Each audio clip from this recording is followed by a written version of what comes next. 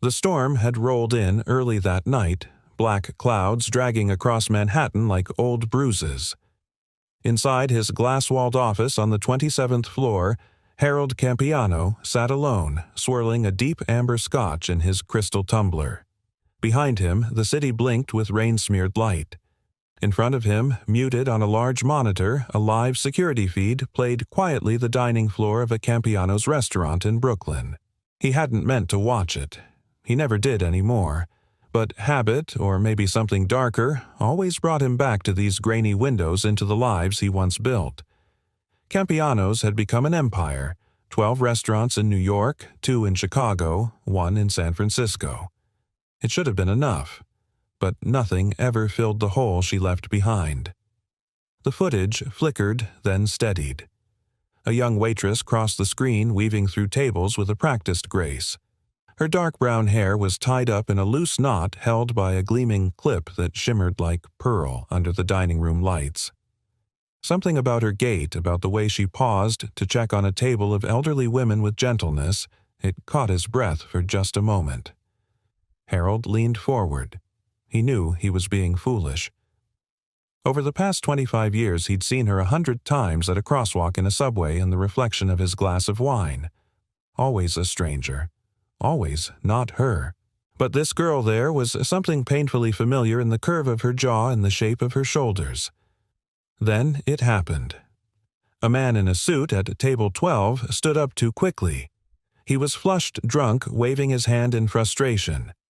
The girl, the waitress, apologized, bowing slightly, trying to explain something. The wine glass on his table wobbled, then tipped. Red spread like blood across white linen. The man's voice rose audible even through the mic filters. "Are you deaf or just stupid?" Harold tensed. The girl stood, frozen eyes wide but silent, and then she turned to walk away. That's when he saw it. As she tucked her hair behind her ear, her neck turned toward the camera, exposing a small distinct birthmark shaped like a teardrop just below her left ear. Harold's hand went limp. The glass slipped from his fingers and shattered on the floor. Scotch spread across the polished wood like a stain of memory. He stood slowly moving toward the desk drawer with mechanical precision. Inside lay an old velvet box. He opened it, revealing a photograph of a baby, swaddled in a hospital blanket, her tiny hand curled around a woman's thumb. The birthmark was there. Plain. Unmistakable. Beside the photo was a small silver clip, a pearl clasp that once held back a newborn's hair for her christening photo. It gleamed under the desk light, identical to the one she had worn just seconds ago on the screen. Harold stumbled back into his chair. His hands shook as he reached for the intercom. "Jared," he said, voice low and tight. Sir, the head of corporate security, answered immediately. "I need a full background check on a waitress working at the Brooklyn Heights location. Her name, find her name. Cross-reference all hiring documents, employee files, anything." He didn't wait for a response. Back at Campiano's Brooklyn, Ella Reynolds stood motionless in the break room, blinking away tears. Her apron was stained with Merlot, her hands cold. It wasn't the first time a customer had raised his voice. But tonight, something cracked. It wasn't the insult. It was the exhaustion of pretending it didn't hurt. She turned the old clip in her hair absent-mindedly, a simple thing vintage and chipped at the edges. Her foster mother had given it to her on her 7th birthday, saying, "I found this with you when they brought you in. I always thought it was too fancy for an orphan." Ella never told anyone how often she stared at it, wondering where it came from. Who it came from? The break room door creaked open. A man in work boots and a blue button-down shirt stepped in, carefully holding a roll of electrical tape and a toolbox. His sleeves were rolled up, revealing strong forearms marked with grease. He had kind eyes. "You okay?" he asked, voice low. Ella quickly wiped her face. "Fine. It's just wine, not blood." He hesitated, then pulled a clean napkin from his back pocket and offered it. She took it silently. "You handled that pretty well," he said. "Some folks yell right back." She let out a hollow laugh. "Yeah, well, I need the job more than I need to be right." He gave a thoughtful nod. "I'm Jack. I handle maintenance for the Brooklyn and Tribeca branches. Ella. Well, Ella Jack said, glancing toward the kitchen, I think you've got more strength than you think. She looked at him, then really looked. He wasn't offering pity, just presence. A stillness she hadn't felt in a long time. From outside, a child's voice called Dad Jack turned. Be right there, sweetie. Ella watched as a little girl peeked into the doorway, freckles pink sneakers and a backpack nearly her size. Sorry, Jack said sheepishly. She does homework while I work late. Her name's Lily. Ella smiled, faintly warmed by something she couldn't explain. Nice to meet you, Lily, she said softly. The girl beamed. You're really pretty. Are you going to marry my dad? Jack groaned. Okay, that's enough matchmaking for one night. Lily giggled and disappeared again. Ella laughed a real one this time, and Jack looked relieved. Back in his office, Harold stared at the monitor. She was laughing now, carefree, radiant, and it hit him like a punch to the chest. He whispered to the empty room, God help me. Is that you, Isabel? He hadn't said the name out loud in years, but the name tasted like sunlight and warm arms, like a promise broken and still waiting to be fulfilled. His fingers hovered over the keyboard. If this girl really was her, it would change everything. And if she wasn't, he'd lose her all over again. But this time, he wouldn't walk away. The smell of scorched wires lingered faintly in the air as Jack Miller knelt beneath the industrial stove at the Campiano's downtown location. The outlet had blown again third time this month, and though it was a fire hazard, corporate refused to shut down operations during peak hours. So they called Jack. They always did. He didn't mind. Jack liked the quiet, like the hum of electricity, and the way fixing something with his hands helped silence the static in his head. It was the silence of grief that still buzzed sometimes 5 years since Beth's accident, and it could still swallow him whole if he wasn't careful. But tonight, the silence was interrupted by a voice. Dad. I finished all my spelling words. Jack turned, peeking up over the counter. Lily, in her oversized hoodie, was seated at table 6, swinging her legs and beaming like she'd just won an Olympic medal. Her backpack was unzipped crayons and flashcards spilling out like a mini explosion of chaos. He smiled, wiping his hands on a towel. That's awesome, sweetheart. Let me finish this last wire and we'll check them together. You always say that she teased, but she returned to her drawing content. A waitress passed by with a tray of pasta, and Jack recognized her instantly. Ella, the same girl from Brooklyn. He hadn't realized she'd been transferred downtown. There was something different about her here. Less guarded. Still quiet, but more composed, like someone learning how to breathe again after being underwater too long. Their eyes met for a fleeting second. She blinked, surprised. He gave a small wave, half expecting her to walk past. But instead, she paused. You're following me now, she said dryly, though her mouth quirked upward just enough to give it away. Jack grinned. This time, I had a work order. But maybe fate's following you. Ella rolled her eyes. That's cheesy. I'm a single dad. Cheesy is all I've got. She glanced over at Lily. Your daughter's cute. She's terrifying. Brilliant, but terrifying. I like her already. He stood brushing dust off his knees. You like intimidating small children? No, I like people who say what they mean. Jack didn't reply at first. Instead, he reached behind the counter, grabbing 2 bottles of sparkling water and handing one to her. To saying what you mean, he said. She hesitated, then clinked her bottle gently against his. To that. They stood there for a moment, silent but not awkward. There was something comforting in the ease of their exchange, like slipping into a forgotten rhythm. Jack didn't know what it was about Ella, but something in her reminded him of himself from years ago. Lost, but holding on with quiet courage. Then he noticed the hair clip. She bent to tie her shoe, and the light caught it again. A silver clasp shaped like a petal inlaid with tiny pearls. It was old elegant, out of place on someone like her. That's "A nice piece," Jack said casually. Ella's fingers brushed it. "Yeah, kind of strange, isn't it? I've had it as long as I can remember." "Where did you get it?" She shrugged. "My foster mom said it came with me. I used to think it belonged to someone rich like a lost princess or something." Jack chuckled. "I can see that. Yeah, well, that was before I learned that foster care doesn't come with fairy tales." There it was again. The wall. He could feel it between them rising like a shield she didn't even know she was lifting. He decided not to push. "Some of the best stories don't start pretty," he said, "but they end better than you'd ever expect." Ella tilted her head. "Are you always this positive?" "No," Jack admitted, "but I've learned that hope is a habit, and I've got a little girl who watches everything I do." She smiled, small, soft, real. "She's lucky." "No," Jack said, glancing at Lily with warmth that seemed to radiate from his very core. "I'm the lucky one." Ella looked away, but not before he saw the flicker in her eyes. Longing, maybe, or memory. He didn't press it. He just stood with her in the silence, offering presence instead of pressure. Across the room, Harold Campiano stepped into the restaurant's front vestibule, unnoticed, his overcoat damp from the rain. He moved like a man walking through a memory, slow, precise, hesitant. He wasn't there for dinner. He was there for her. From the far end of the dining room, his eyes locked on Ella.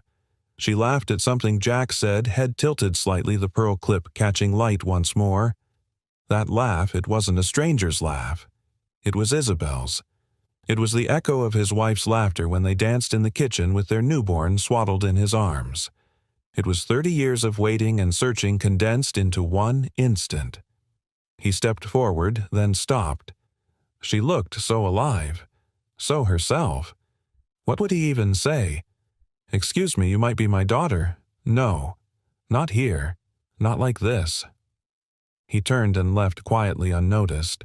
Later that night, after the restaurant closed, Jack gathered Lily's things as she finished her drawing. "Done," she exclaimed, holding up a crayon portrait, a woman with a bun, a man in blue, and a small girl with 2 braids. Ella looked over, eyebrows lifting. "Is that me?" Lily nodded solemnly.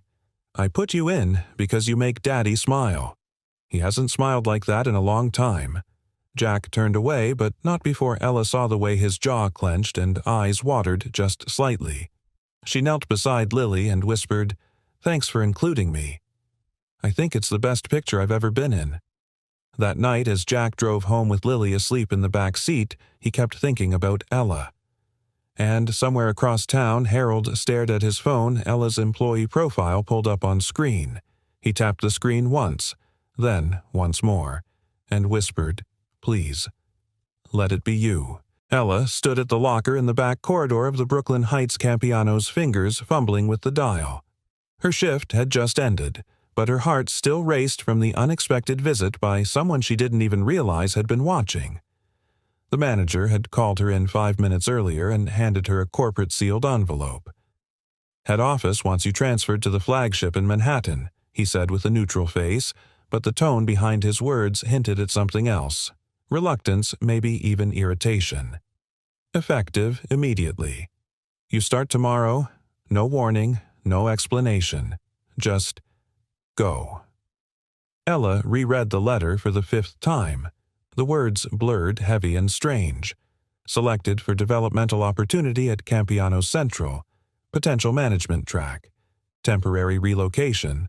Full salary continuation. She'd only worked here 6 months. Before that, she'd bounced between waiting tables and cleaning offices, always one bad shift away from being let go. But now, they wanted her at the flagship on a management track. It didn't feel like a promotion. It felt like being watched.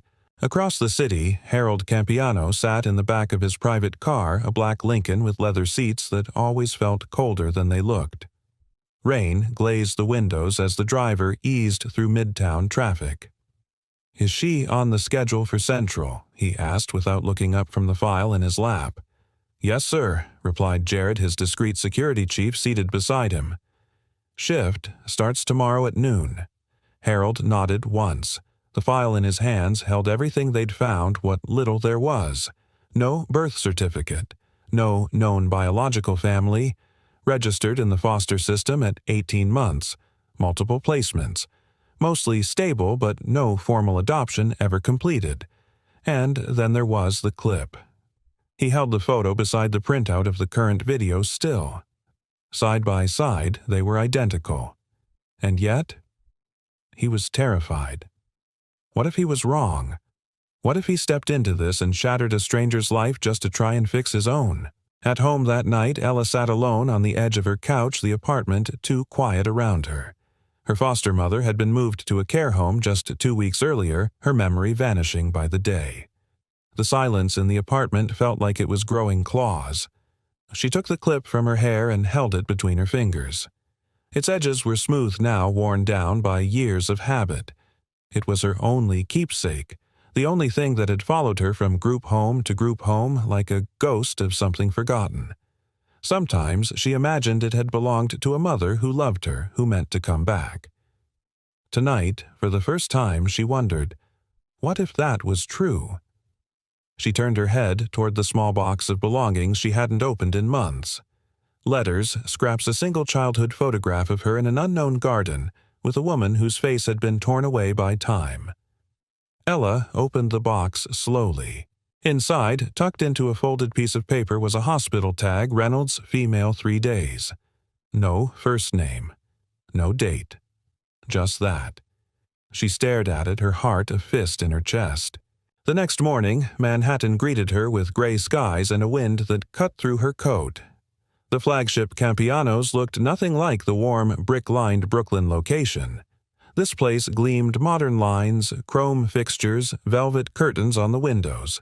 It felt like a place meant to be looked at, not lived in. The manager at Central, Mrs. Rivera, was a woman in her 50s with a no-nonsense bun and the sharp gaze of someone who had survived decades in fine dining without losing a single tablecloth to carelessness. "You must be Ella," she said without smiling. "They've given you 4 days a week, lunches and prep. You'll shadow Emily and Nicole for service protocols." "Yes, ma'am." Rivera studied her for a moment longer, then gave a single nod. "Good posture. Don't smile unless you mean it. Guests can tell." As Ella changed into her new apron and surveyed the dining hall, she felt the air shift around her, not just from nerves. It was like the building knew something about her she didn't.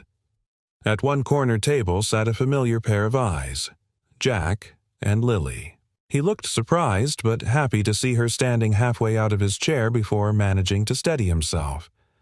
"Well," he said when she reached their table, "look who followed me this time."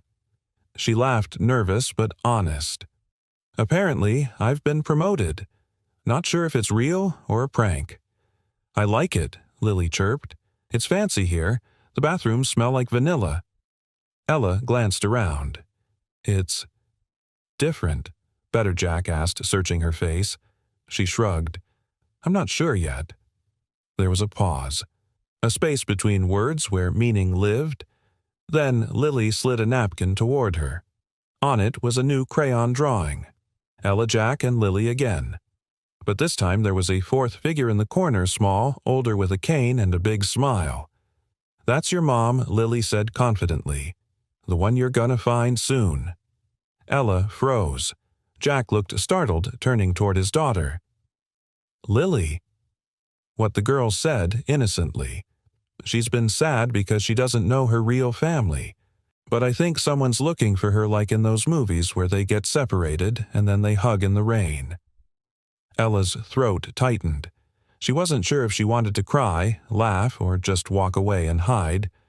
But instead, she reached over and squeezed Lily's hand. "Thank you," she whispered. "That's beautiful." Behind the glass wall that separated the dining room from the corporate offices, Harold Campiano watched it all unfold.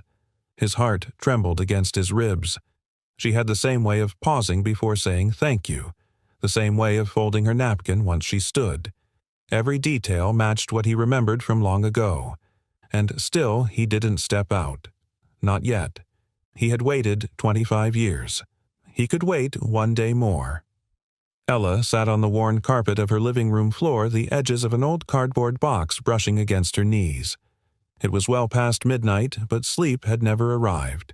Her shift at Campiano Central had ended hours ago, yet her mind refused to slow. Something was shifting. The air. The way people looked at her. Even the sudden transfer. It didn't feel like a reward. It felt like a setup. But she couldn't tell if it was good or bad. The box before her hadn't been opened in years. She kept it under her bed like a time capsule from a life no one had ever asked her about. Inside were pieces of herself with no glue to hold them together. A baby sock. A postcard from Kansas she didn't remember receiving. An adoption pamphlet with notes in a social worker's hurried handwriting. Then, near the bottom, she found it. A folded envelope with fragile creases and faded ink. Her name was written in shaky cursive on the front. She stared at it, not breathing. It wasn't her foster mother's handwriting. That woman had always printed in all caps block letters like someone afraid of being misunderstood. Ella opened it slowly. Inside was a small black and white photo, her as a toddler, no older than 2. Chubby cheeks, arms outstretched. She stood in a garden with overgrown grass next to a woman whose face was half-turned from the camera, nearly blurred out of frame. The woman's hand rested gently on her shoulder. On the back, a single sentence was scrawled in faded pen. She wasn't mine by blood, but I couldn't let her disappear again. Beneath the photo was another relic, a hospital bracelet. Reynolds, female. 3 days. That was it. No date, no time of birth, no mother's name. Ella sat back, her breath shallow. She remembered the story vaguely told once when she was maybe 13. Her foster mother had been vague. You were dropped off at a hospital. No one claimed you. They passed you around for a bit and then I got the call. That's all. But that wasn't all. This bracelet, this photo, the letter. They were pieces of something buried. Something someone had tried to hide, maybe even protect. Her hand moved to the clip in her hair again. Where had it come from? The next morning at Campiano Central, Mrs. Rivera was in a mood. She stood at the host stand, clipboard in hand, eyes scanning like a hawk tracking prey. Ella, she called. Ella stepped forward, tying her apron. Yes, ma'am, I'm assigning you to table 21 today. High-profile reservation. Don't speak unless spoken to. Stay sharp. Ella nodded, confused. Table 21 was rarely used. It was reserved for private parties, usually shielded by a tall partition for discretion. No one had told her who was coming. By noon, the atmosphere had shifted.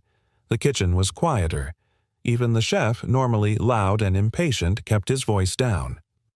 When Ella stepped into the dining room, she saw him. The older man, seated at a table 21, wore a navy suit, subtly tailored with a tie the color of aged wine. He looked like someone used to silence the commanding kind. His silver hair was neatly parted, his posture straight, dignified. He looked vaguely familiar, but she couldn't place it. As she approached with a tray of water glasses, he looked up. Their eyes met. Her breath hitched just for a second. There was something in his face, not recognition exactly, but something gentler, like he knew her laugh from another life. "Good afternoon," she said, voice steady. "Welcome to Campiano's." "Thank you," he replied softly. She set the water down, noticing how his hands trembled just barely when he reached for the glass. Then his eyes fell on the clip in her hair. She caught the movement. She saw how his fingers paused mid-air. She could feel him watching it. "Would you like to hear today's special, sir?" she asked, trying to distract from the way her pulse hammered in her ears. He shook his head. "No, thank you."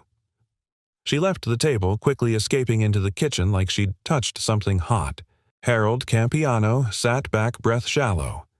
The clip. It was her clip. Or one exactly like it. He had stared at the original so many nights he could trace its pattern blindfolded. But it wasn't just the clip. It was the way she stood, the way she folded her hands when she paused, the way her voice had the faintest tremble when she said, "Good afternoon," but never let it crack. His daughter had once gripped his finger with that same resolve as a newborn, so tight he'd laughed through tears in the hospital. He looked down at the table, unsure whether to cry or get up and walk out. He hadn't said her name in years, but it burned on his tongue now like a prayer. Isabel. That night, Ella walked home in the foggy dusk. The air was thick with the smell of rain and concrete, the kind of weather that made old ghosts feel near. Her thoughts swirled the man, his expression the unmistakable way his gaze clung to her. Was it admiration, curiosity, or something deeper? When she reached her building, she paused before unlocking her door. Her phone buzzed. A message from Jack. "Lily says hi. She drew you another picture. I think it's got a puppy this time." Ella smiled. She typed back, "Tell her I'm honored. I needed something soft today." She didn't mention the man.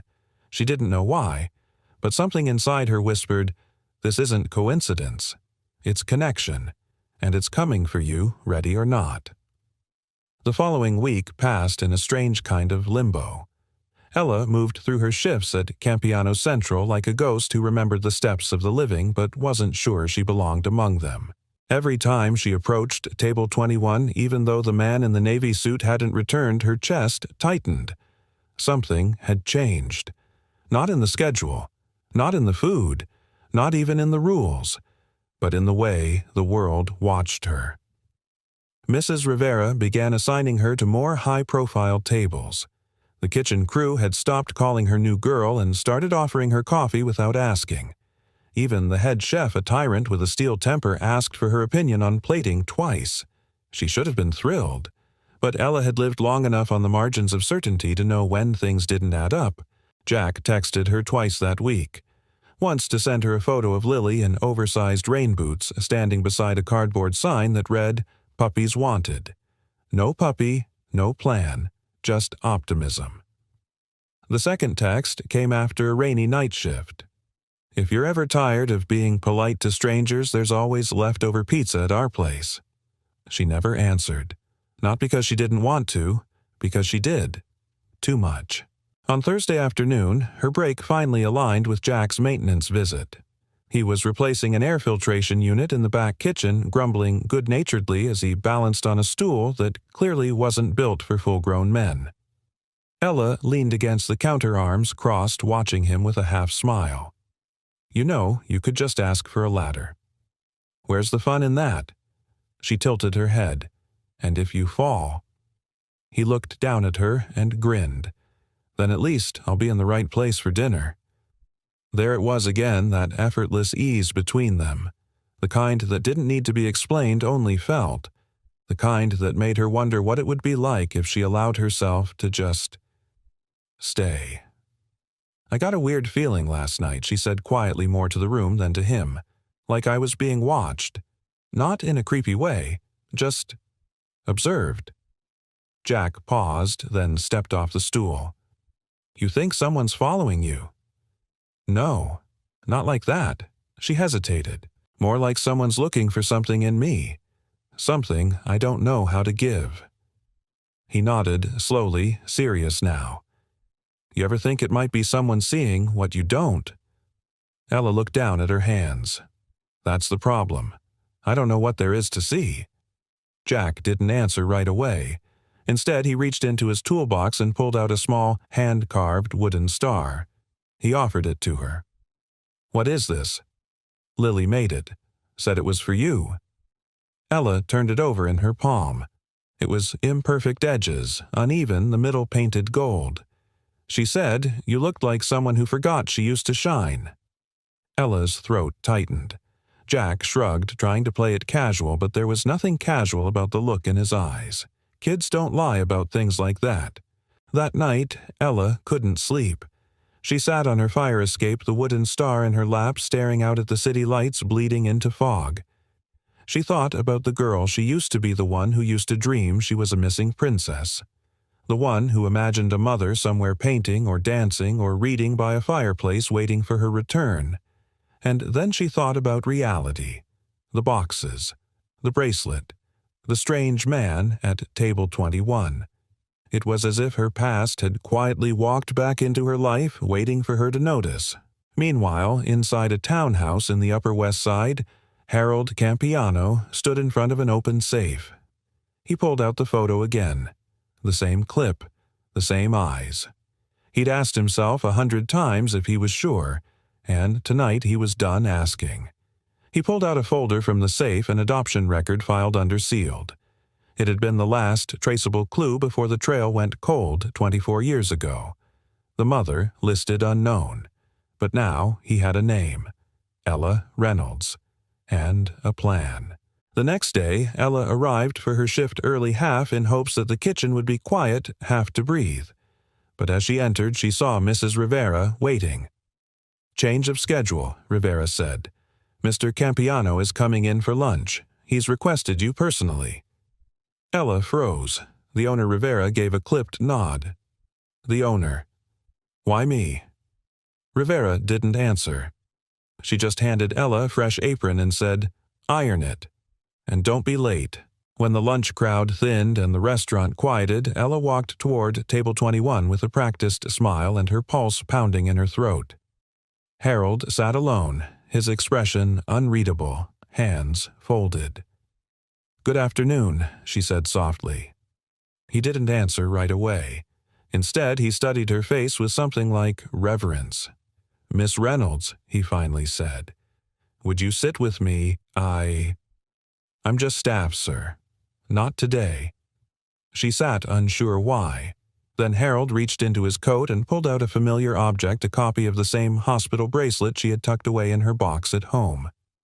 He set it on the white linen tablecloth between them. Ella's breath caught. "I believe he said gently that you may be my daughter." The world didn't fall silent. It shattered.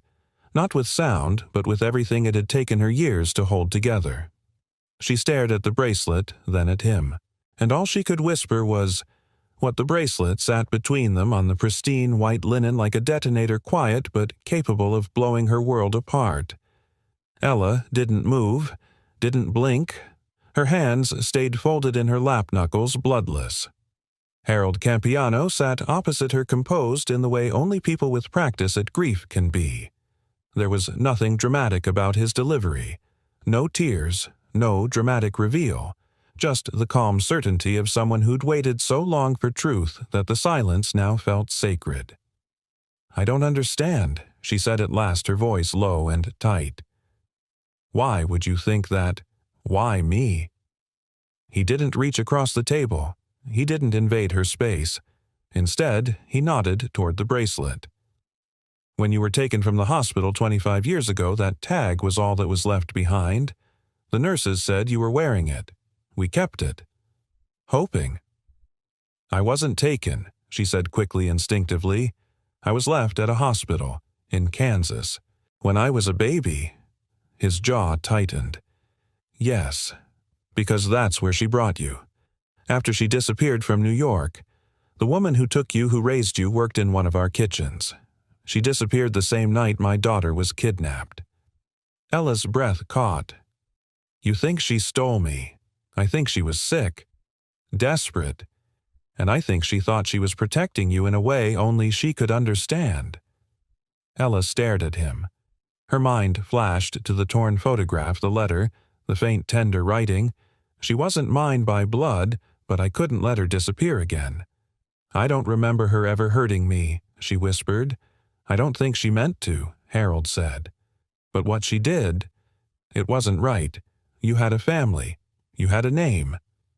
He pulled a photograph from the inner pocket of his jacket and placed it gently beside the bracelet.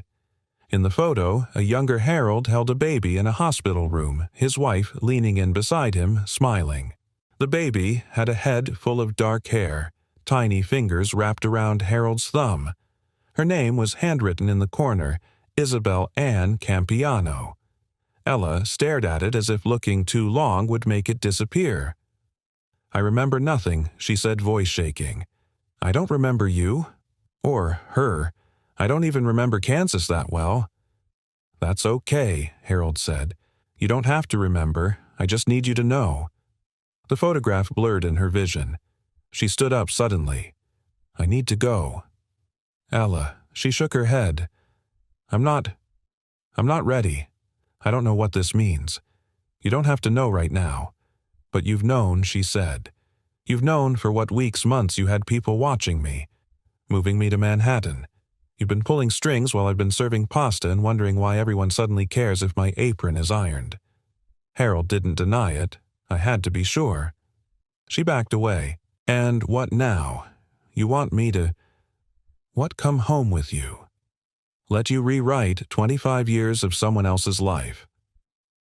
No, he said softly. I just want you to know you were never forgotten. Not for one single day. That stopped her. The words didn't feel like a weapon. They didn't sound like guilt. They sounded like mourning. Still, she turned and walked away, the bracelet and photograph left untouched on the table. Outside, the cold March wind slapped her cheeks. She didn't cry. She couldn't. It felt like her body had gone numb, her chest packed with cotton and cement. She walked without direction, block after block, past brownstones and bodegas, construction sites, and yellow cabs.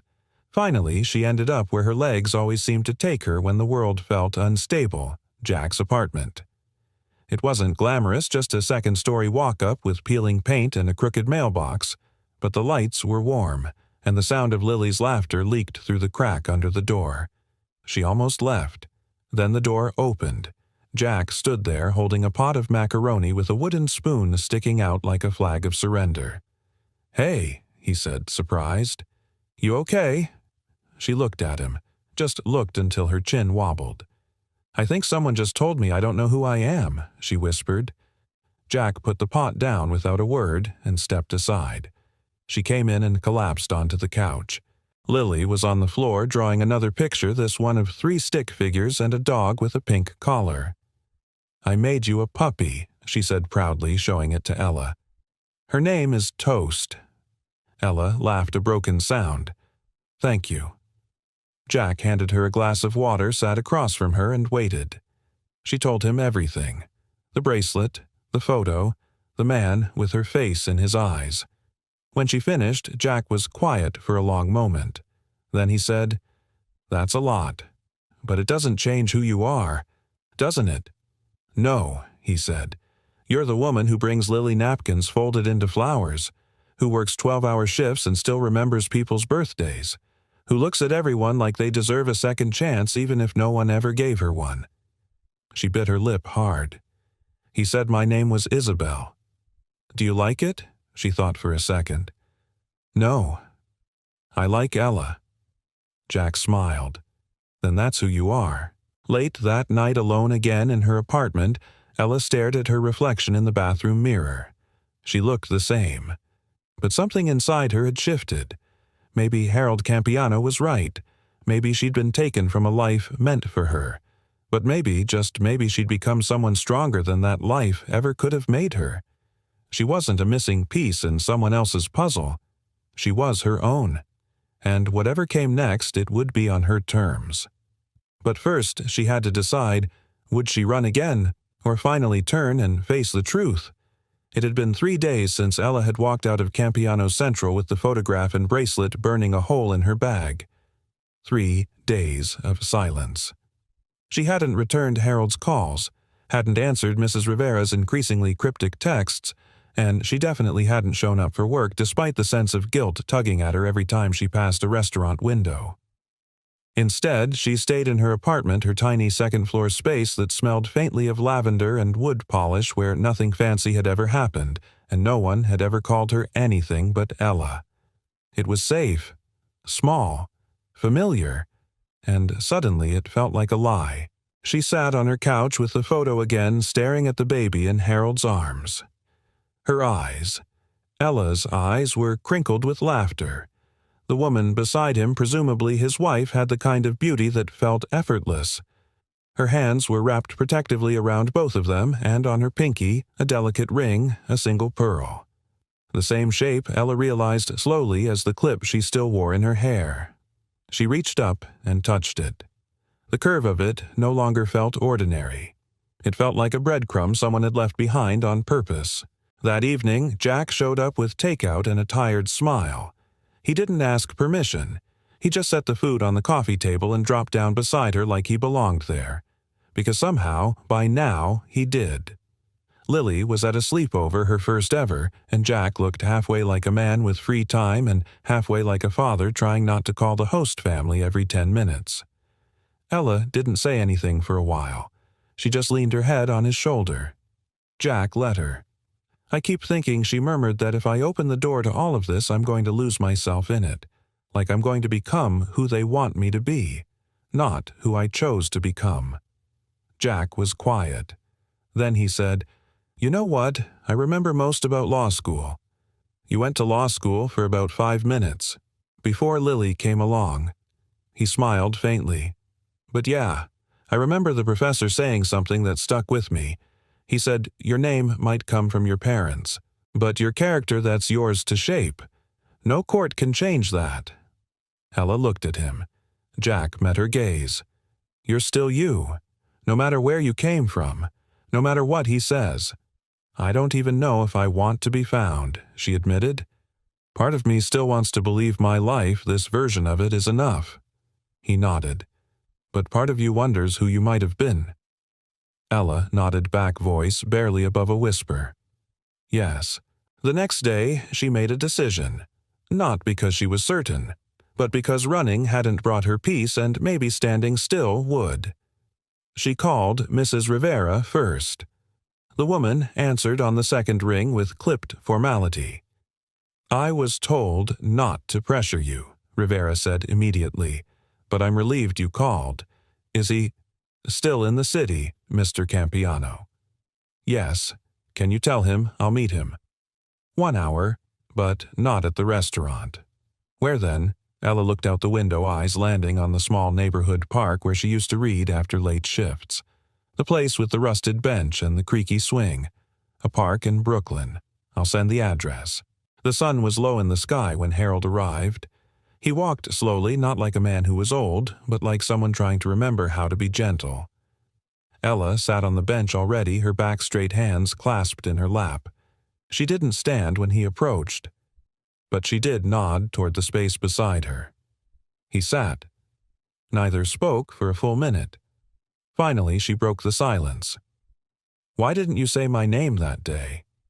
He turned slightly surprised. At the restaurant, she nodded. "I didn't know if I had the right." That surprised her. "You're my father." "Yes. But you didn't know that, and I didn't want to take something from you without asking."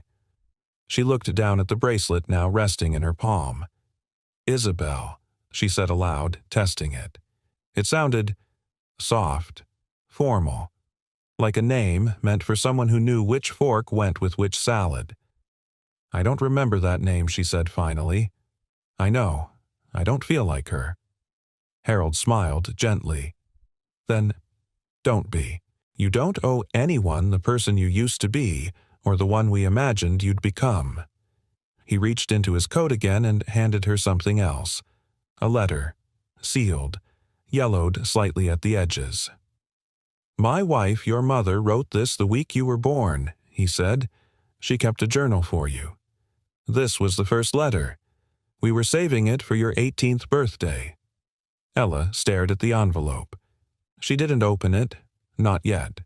She tucked it into her coat pocket like something fragile. Then she said, "I'm not ready to change my name. You don't have to. And I don't know if I want to be in charge of a restaurant empire or whatever it is you think I was meant for." Harold nodded. "Fair. But I am willing to start knowing you." At that, Harold's eyes glistened. "Then that's enough for me," he said. That night, Ella returned home and stood in front of her bathroom mirror again. She didn't look different, but she felt different.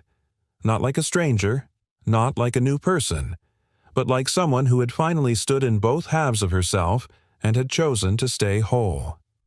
She picked up her phone and texted Jack tomorrow night. "Pizza. Your place?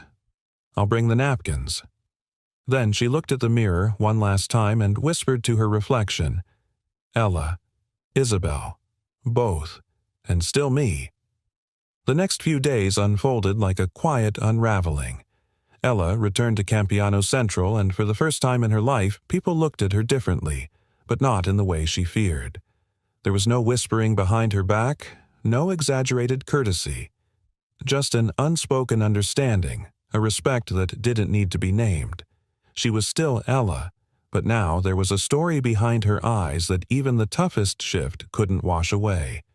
Still, the weight of it followed her home. It clung to her shoulders in the silence between conversations. It hummed in the moments after laughter. It waited in the gap between the girl she had been and the woman she was trying to become. Jack noticed. He always did. They sat together that Saturday evening on his back porch, the spring air warm and smelling faintly of cut grass and the neighbors' blooming lilacs. Lily was inside watching a movie, humming softly through the screen door. Ella stared into her lemonade like it held answers. Jack leaned back in his chair, arms crossed. "You've been quiet. I've been adjusting to being an heiress," he teased gently. She shot him a look, but there was no bite behind it. "Don't start. I'm just saying," he grinned. "If you suddenly show up in a limo, I'll know what happened." Ella sighed. "What if I told you I don't know what I want anymore? Not with him. Not with all of this. I thought finding out where I came from would feel like closure, but it just opened more doors I'm not ready to walk through." Jack's voice softened. "Closure isn't always about slamming a door shut. Sometimes it's just standing in the doorway long enough to breathe." She looked at him, and for a moment there was a stretch of stillness between them, comfortable and electric at once. Then she said, "I still wear the clip, you know, even though I know where it came from now. I don't think it matters where it came from. I think it matters who chose to keep it." She studied him. "You always say the right thing." "No," he said quietly. "I just say the true thing. You're the one who does something brave with it." Later that night, after Ella had gone home, Jack sat alone in his kitchen drinking tea from a chipped mug. The apartment was still. Lily had fallen asleep halfway through her movie, her small hands wrapped around a stuffed bear with one ear missing. Jack glanced at his phone. He'd almost told Ella tonight. Almost told her what Lily had asked the week before, innocently curiously the way only children could ask. "Do you think Ella would ever be my real mom?" He hadn't answered then, and he wasn't sure he could answer now, because as much as he wanted to believe that this thing growing between them was steady and inevitable, he knew too well that some people had been torn apart too many times to trust the stitching. The next day, Ella visited the care home where her foster mother now lived. The building was clean and warm, with soft lighting and nurses who smiled tiredly. The kind of place where time moved slower because there were fewer people left trying to outrun it. Her foster mother, Margaret, sat in a chair by the window staring out at the courtyard. Her once bright eyes were fogged now, her voice faint and inconsistent. Some days she remembered Ella's name. Most days she just called her sweetheart. "Hi, Margie," Ella said softly, kneeling beside her. Margaret turned, blinking slowly. "You brought the sun with you again." Ella smiled. "I think the sun was already here." She took Margaret's hand, thin, papery, but still warm. "I found out something," she said. "Something big." Margaret blinked, distant. "I found out who I was. Before you. I met him." She waited. "Nothing." Then just barely, Margaret murmured, "You always were a gift. I didn't steal you. I just couldn't let go." Ella nodded, tears stinging. "I know," she whispered. I understand now." Margaret reached up slowly, brushing Ella's cheek with shaking fingers. "Still my girl," she said, and then closed her eyes, drifting back into sleep. Ella stayed there a long time, her head resting gently against Margaret's leg, the silence not painful now, but full, whole, forgiving. That evening, Ella returned to her apartment and sat in the quiet. She didn't turn on music. She didn't reach for her phone. She reached for the envelope instead, the one Harold had given her in the park, the one with her mother's handwriting on the front. She opened it. Inside was a letter. The paper was delicate, but the ink had held up. My darling Isabel. I don't know who you'll become or what your voice will sound like when you laugh, or if you'll grow to love painting or poetry or dancing barefoot in the garden like I did, but I want you to know that from the moment I saw you, I knew you would never belong to me. You would belong to the world. You are not a possession. You are a purpose. And whatever this life gives you, don't ever let them tell you that your softness is weakness. Your kindness will be your compass. Follow it even when you're lost. And if you ever feel far from home, close your eyes. Listen to your heart. That's where I'll always be. With all my love, Mom. Ella wept, not in sorrow, not in anger, but in release. And when the tears dried, she folded the letter, neatly kissed the edge of the paper, and placed it beside her pillow. She didn't know what tomorrow held, but she knew who she was now. Ella, Isabel, not either or, both, whole, finally. The spring sun peeked through the blinds of Jack's kitchen, casting golden stripes across the worn tile floor. He stood at the counter flipping pancakes with a precision that only came from years of single fatherhood. Lily sat at the table humming and coloring while periodically sneaking chocolate chips into her mouth. Ella had texted late the night before, "Are you home in the morning? I need a place to breathe." He hadn't hesitated. Always. The knock came right on cue. He opened the door to find her standing there in jeans, a hoodie, and that old clip in her hair still clinging, still symbolic. But something about her was different. Her posture, her stillness, the way she didn't flinch at her own presence. "You look," Jack said, then paused, unsure. "Like I finally stopped running," she offered. "Yeah, like that." He stepped aside and she stepped in, inhaling the familiar scent of cinnamon and maple syrup. Lily grinned from her chair. "We saved you the biggest pancake." Ella smiled, warmth blooming in her chest. "That's the best kind." As they ate, the room filled with casual chatter about school projects, which crayon colors were superior, and why pancakes were better than waffles because pancakes don't scratch your throat. But beneath it all, a deeper current stirred. After breakfast, Lily settled on the couch to read, and Jack motioned for Ella to follow him outside. They stepped into the modest backyard, a patch of grass, a tired fence, and a garden box filled with stubborn mint. Jack leaned against the porch railing. "You want to tell me where you've been?" Ella took a breath. "With him. My Harold. We've had a few conversations. It's been a lot, I figured. He gave me a letter," she said, "from my mother, my birth mother. She wrote it when I was born." Jack's brows lifted slightly, but he didn't interrupt. She said, "She knew I didn't belong to her, that I belonged to the world." Jack studied her. "And how does that feel? Like someone handed me a name I forgot I was born with, and it fits, but not like a glove, more like a coat I've grown into." He nodded, then asked softly, "So what?" Now Ella hesitated. "I want to go back, to where it started. Not the fancy Manhattan office, the old Campiano's, Brooklyn. That's where I first felt seen, where someone handed me a napkin and said, 'You're not invisible.'" Jack's throat tightened. He didn't need to ask who that someone had been. "I want to build something real," she said. "Not because it's a legacy or an empire, because it's a place where people matter." Jack met her eyes. "You don't need permission, Ella. You never did." She stepped closer. "Would you help me?" "With what?" "With everything." He laughed softly, the kind of laugh that held disbelief and joy in equal measure. "You're serious?" "I want to open a place," she said. "A small one. Not corporate, not perfect, just honest. With long tables and mismatched chairs and pie that tastes like someone's childhood." Jack rubbed the back of his neck. "You've thought about this a lot." "I've lived it," she said. "Now I want to give it back."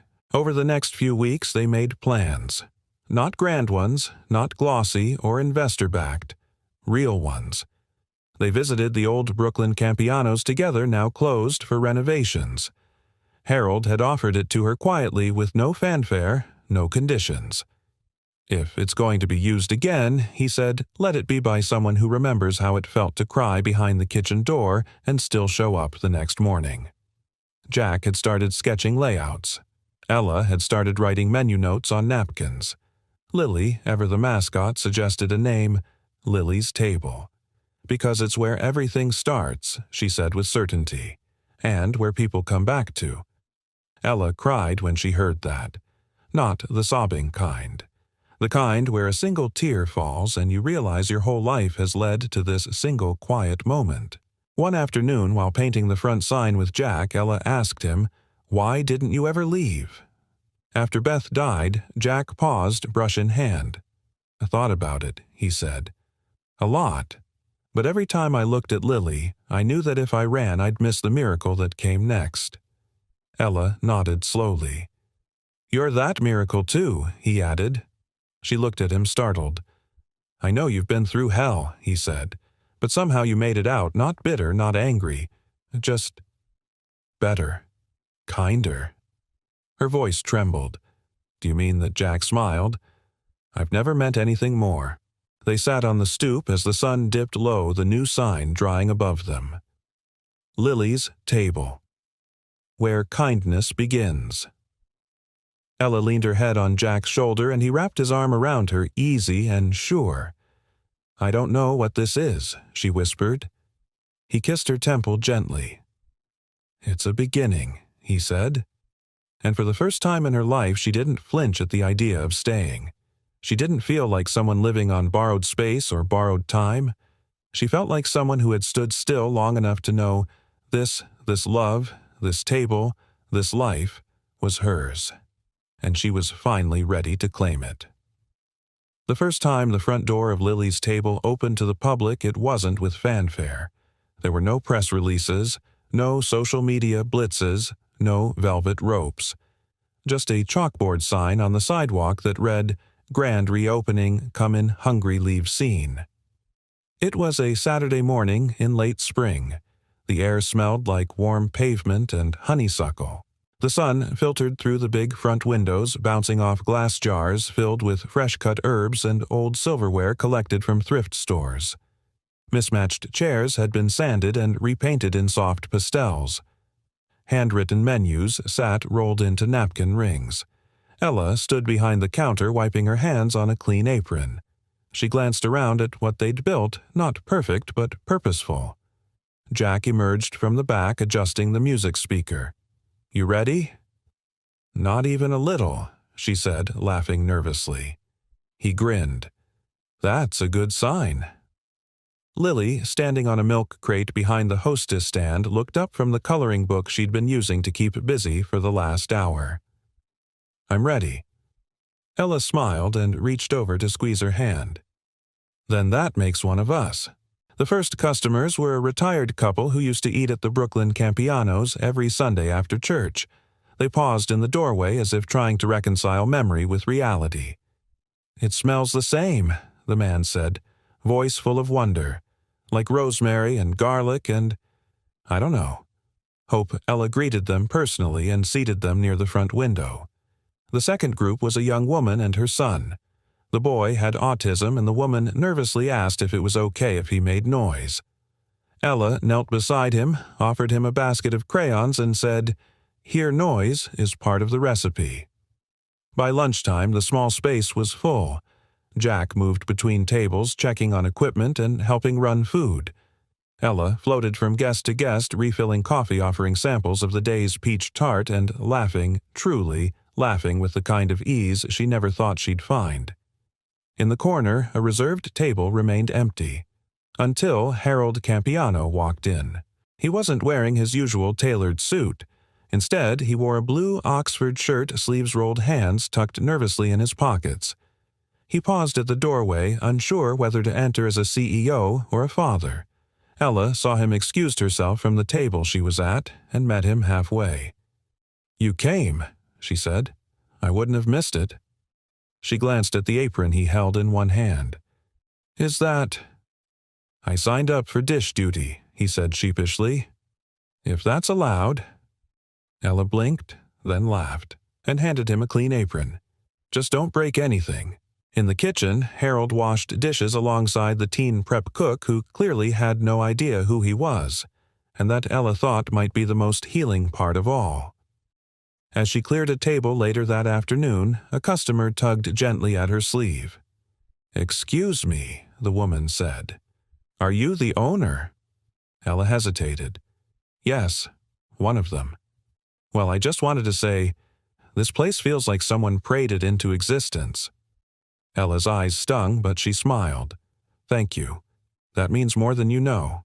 After the last table cleared, the team gathered in the dining room. Dishes were stacked, chairs lifted. The scent of the last pot of coffee still lingered.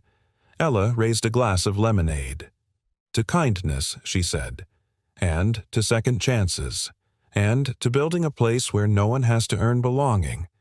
They clinked glasses, even Harold. Then, to Ella's surprise, Jack stepped forward. "I know this isn't on the schedule," he said, voice slightly nervous, "but I have one more thing to say." He looked at her eyes, soft and steady. "Ella, the first time I saw you, you were standing under a fluorescent light with wine on your apron and a fire in your eyes. And I remember thinking, that woman's been through something. But I didn't know then that you'd become someone who could rebuild not just a place, but a heart." He dropped to one knee. The room froze. Lily gasped, "Are you serious right now?" Ella laughed, tears already streaming.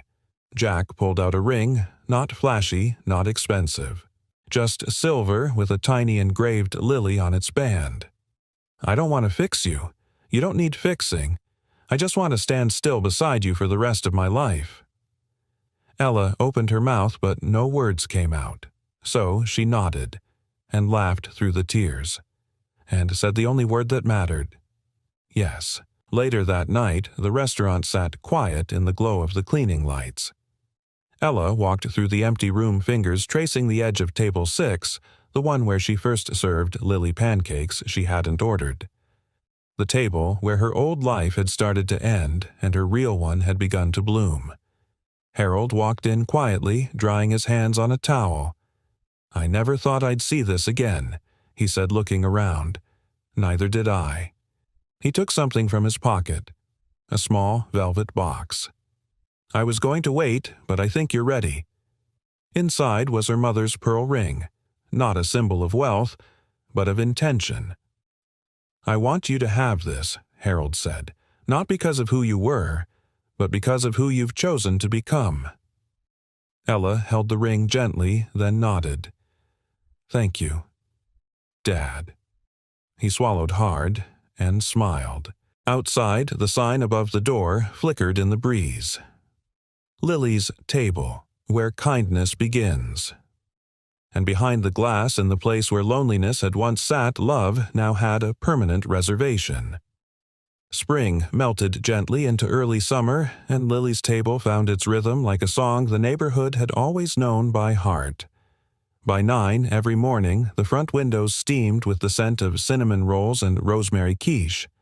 By noon, lines began to curl around the block, families, retirees, students, the lonely and the loved, drawn not just by the food, but by something quieter, deeper, belonging.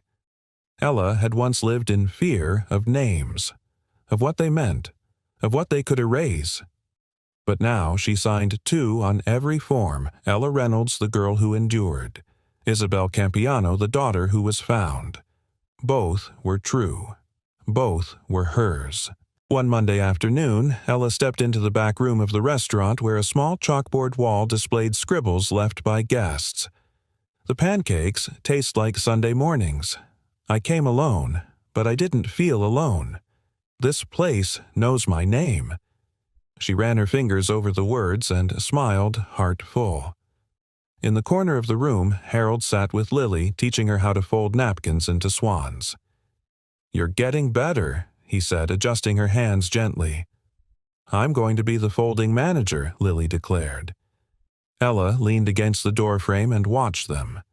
Her daughter, because that's what it felt like now with the grandfather she never imagined. Not one of power and suits, but of steady hands and quiet redemption. That evening, just before closing, Jack arrived carrying a picnic basket. He wore his usual blue work shirt and a sheepish grin. "You're not allowed to bring outside food into my restaurant," Ella teased. He held up the basket. "Even if it's homemade lemon bars." She narrowed her eyes. "You're lucky I love you." "That's the plan."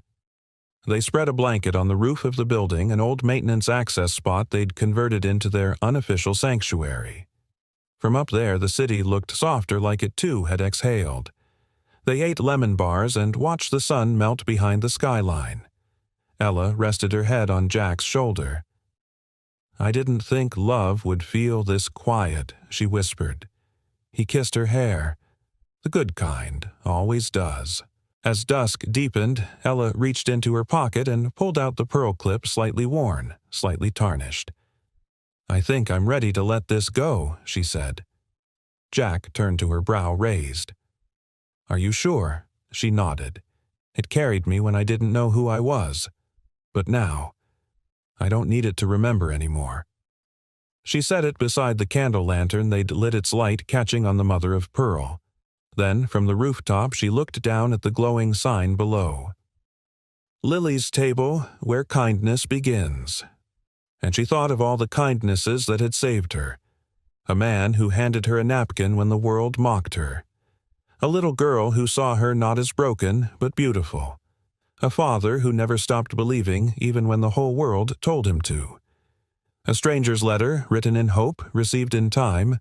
A restaurant, a table, a name. The next morning, Ella woke early. She stood in front of the bathroom mirror in a white dress, simple flowing, not flashy. Lily burst into the room in a floral crown she'd insisted on making herself.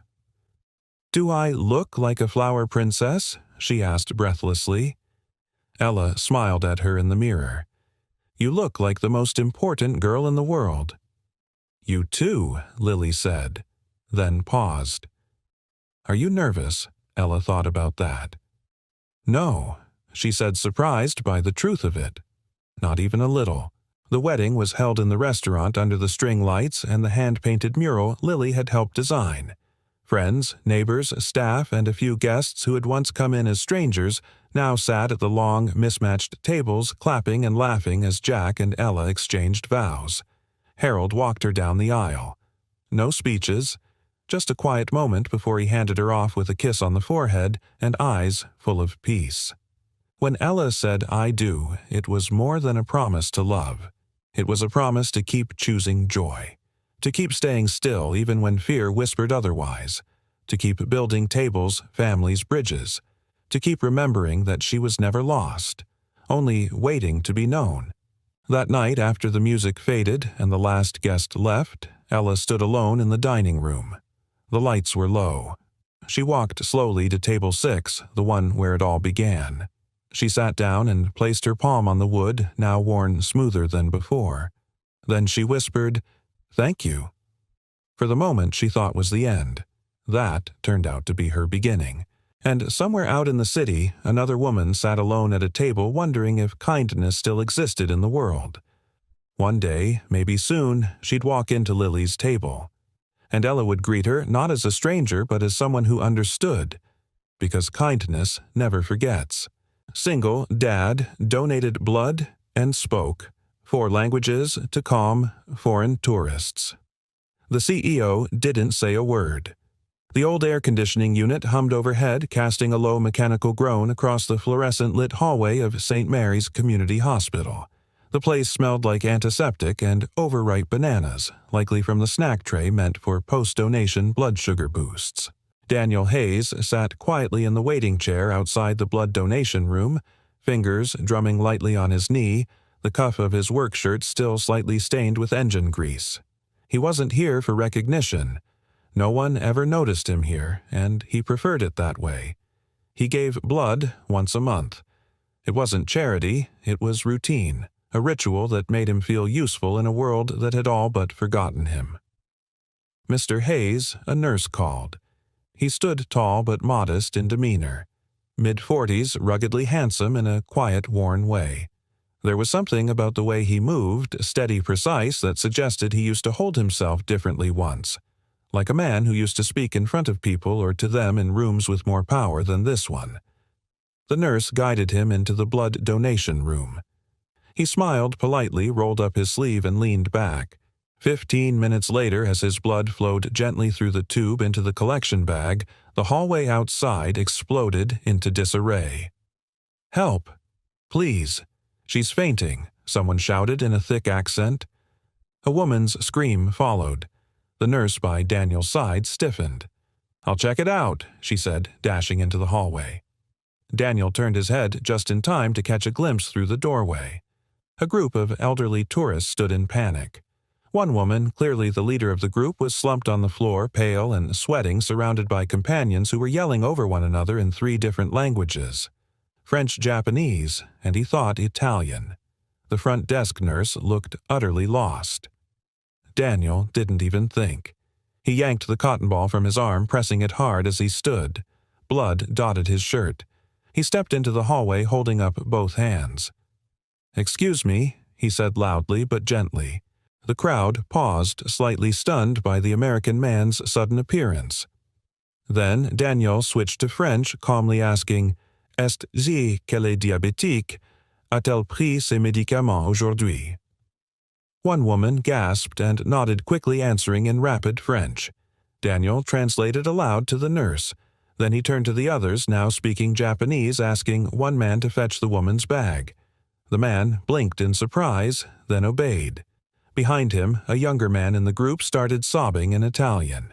Daniel moved closer and spoke softly to him in his native tongue. The young man's shoulders dropped. He nodded. The hallway, once chaotic, was now subdued. Nurses were back in control. The patient was conscious breathing. The color returned to her cheeks. Daniel stepped back, arms still pressed awkwardly to his wound, his eyes scanning the room just in case anyone else needed help. He didn't see her at first. Behind the observation glass on the second-floor mezzanine, Olivia Morgan, CEO of St. Mary's Hospital, stood frozen. She hadn't meant to linger. She had a board meeting in 15 minutes and a PR nightmare to navigate from her father's shadow. But something about the commotion had made her stop just long enough to see what no one else had noticed. A maintenance man, judging by the shirt, just diffused a multilingual crisis with the calm precision of a seasoned diplomat. She leaned slightly closer to the glass. There was something familiar in his cadence, in his body language, not just fluidity, not someone who studied languages, someone who lived them. "Daniel Hayes," she murmured, reading the name tag from the blood donor log on the tablet in her hand. She stared longer than she should have, not saying a word, not even realizing that she was holding her breath. Down below, Daniel gently excused himself, declining help from the nurse who noticed the blood soaking through his bandage. "I'm okay," he said. "Just let me wash up." He headed to the men's room, rinsed the blood off with cold water, and stared at his own reflection. His salt and pepper beard was uneven. His eyes were tired. But behind the weariness was a flicker of something else, something that used to live inside him before life closed the door. As he dried his hands, his phone buzzed. "Lily, Dad, remember you promised pizza tonight." He smiled. Back at the nurse's station, he signed the release form. The nurse thanked him this time with more sincerity than usual. "Sir, I don't know how you knew all those languages, but that was incredible." Daniel just shrugged. Sometimes kindness speaks better in someone else's language. And with that, he walked out the door, unaware that upstairs Olivia Morgan was still watching, still silent. But her silence wasn't indifference. It was recognition. The elevator chimed softly as Olivia Morgan stepped onto the executive floor, her heels tapping sharply against the polished tile. In her hand, she held her tablet like a weapon, sleek, controlled, and constantly loaded with information. But this time, it wasn't financials or liability reports that made her swipe through the glowing screen. It was a name. Daniel Hayes. She didn't know why she'd typed it into the internal hospital system. Maybe it was the way he'd switched languages so effortlessly, or the way the crowd had obeyed his voice like it had weight. She'd worked in public health policy for over a decade. Fluency was rare. Calm under pressure was rarer. But this man hadn't just handled panic, he'd dissolved it. She pulled up his file. Daniel Hayes, age 42, occupation freelance HVAC repair technician. Address South Maple Mobile Park Unit 14. First donation 7 years ago. Total donations 36. A single scan of his medical record told her what she already sensed: he was healthy, consistent, and almost invisible. But what stood out wasn't what was there. It was what wasn't. No emergency contacts, no spouse, no employment history before 7 years ago, no insurance records, no criminal record, just blank space. Her eyes narrowed. Blank space in a life like his was rarely a coincidence. Someone knocked lightly on the office door. "Ma'am, your meeting with the Community Outreach Director is in 5.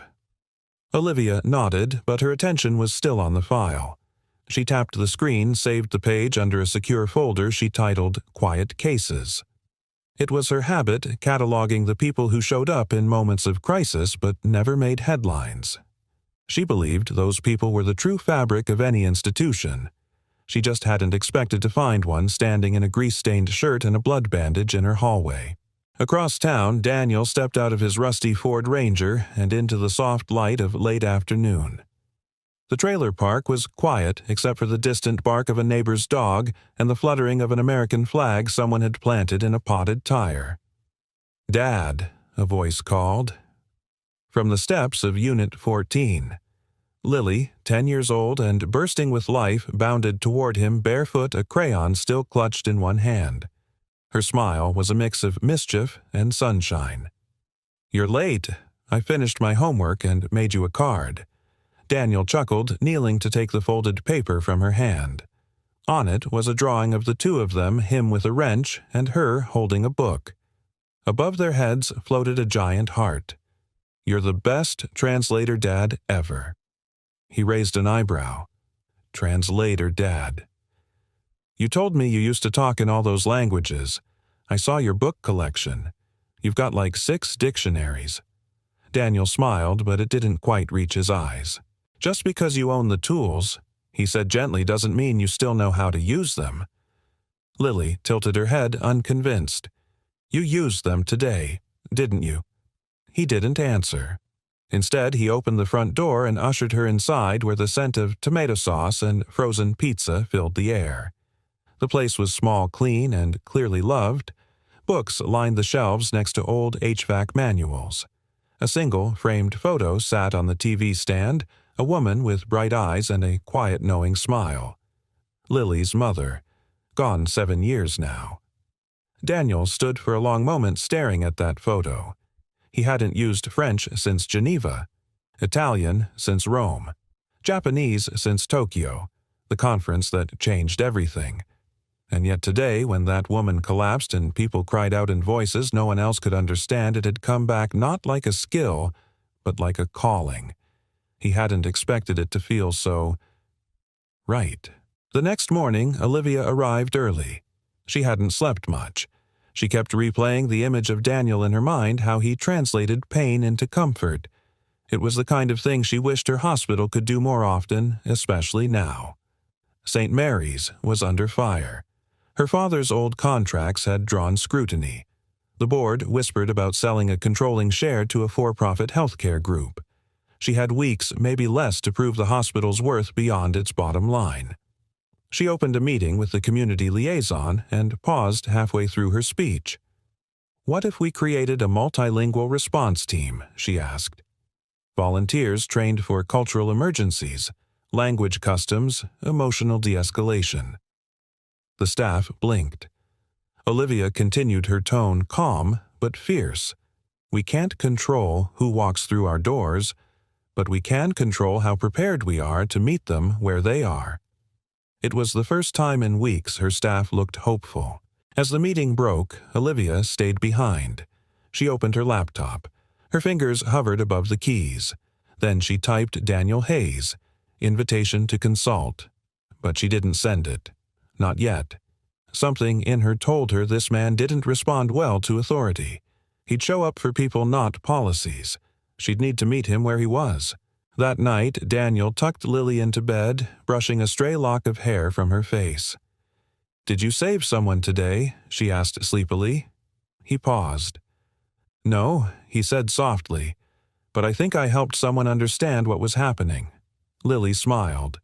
"That's like saving someone. Just quieter." He turned off the light and sat on the edge of her bed staring out the window. In another life, he used words as armor, as power, as distance. Now, for the first time in years, he wondered if his words could become bridges again. Saturday mornings in Willow Creek had their own rhythm, slow, sun-warmed, and coated in the scent of backyard barbecues and morning coffee. Daniel had the front door open to let in the breeze, a box fan humming gently in the living room, as Lily sat cross-legged on the floor surrounded by construction paper and uncapped markers. She was trying to make a birthday card for a classmate whose name she kept forgetting. Daniel was halfway under the kitchen sink fixing a slow leak that had finally turned into a steady drip. "Is it done yet?" Lily called. "Define done," Daniel replied, wiping his hands on an old towel. "It's not leaking, which is a personal victory. That means pizza for lunch." He glanced at her over his shoulder. "Is that how plumbing works now?" "Always has," she grinned. He laughed just as a soft knock landed on the screen door. He wasn't expecting anyone. Only 3 people ever visited, unannounced, his elderly neighbor, Mr. Torres, usually needing help with his TV. The mailman, usually dropping the wrong mail, or not her. Not the woman, standing in tailored slacks and a pale blouse holding a folder and a smile so composed it could pass as impersonal, if not for the slight breathlessness in her eyes. "Mr. Hayes." He stood straighter. "Yes, I'm Olivia Morgan," she said, "CEO of St. Mary's Hospital." Daniel's brows lifted in surprise. "I hope I'm not intruding. I wanted to thank you in person for what you did the other day at the hospital, for helping those tourists." He stepped outside, gently closing the screen behind him. "I wasn't aware CEOs made house calls." "Neither was I," she admitted, then gestured to the park. "But I couldn't shake what I saw. You handled that situation better than any trained staff we had." He said nothing at first, just studied her. Most people tried to win trust with warmth or flattery. Olivia used precision. There was something guarded behind her courtesy. Not dishonest, just careful. "I didn't do it for credit," Daniel said. "I know. That's why I'm here." There was a pause. Then the door creaked open again. Dad Lily peeked out. "Oh," Olivia said softly. "Hi there." Lily blinked. "Are you a social worker?" Daniel chuckled. "No, sweetheart. This is Miss Morgan. She works at the hospital." "I'm not in trouble, right?" Lily asked, narrowing her eyes. "Only with me if you use permanent marker on the walls again," Daniel warned. Olivia smiled, and for the first time it wasn't the kind of smile she wore in meetings or press interviews. It was warmer, almost.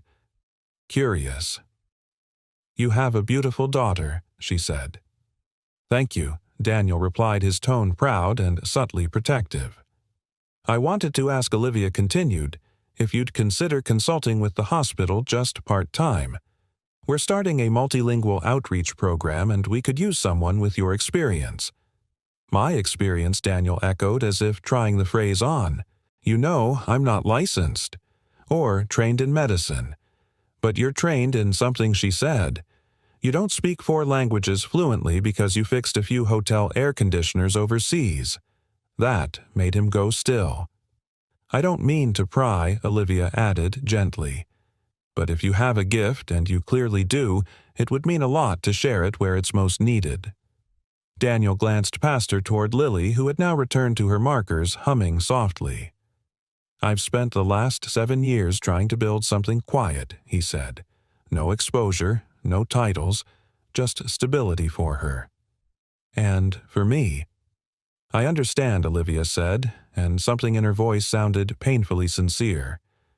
"Sometimes quiet is the only thing we can afford. But I think you've got more left to give than you think."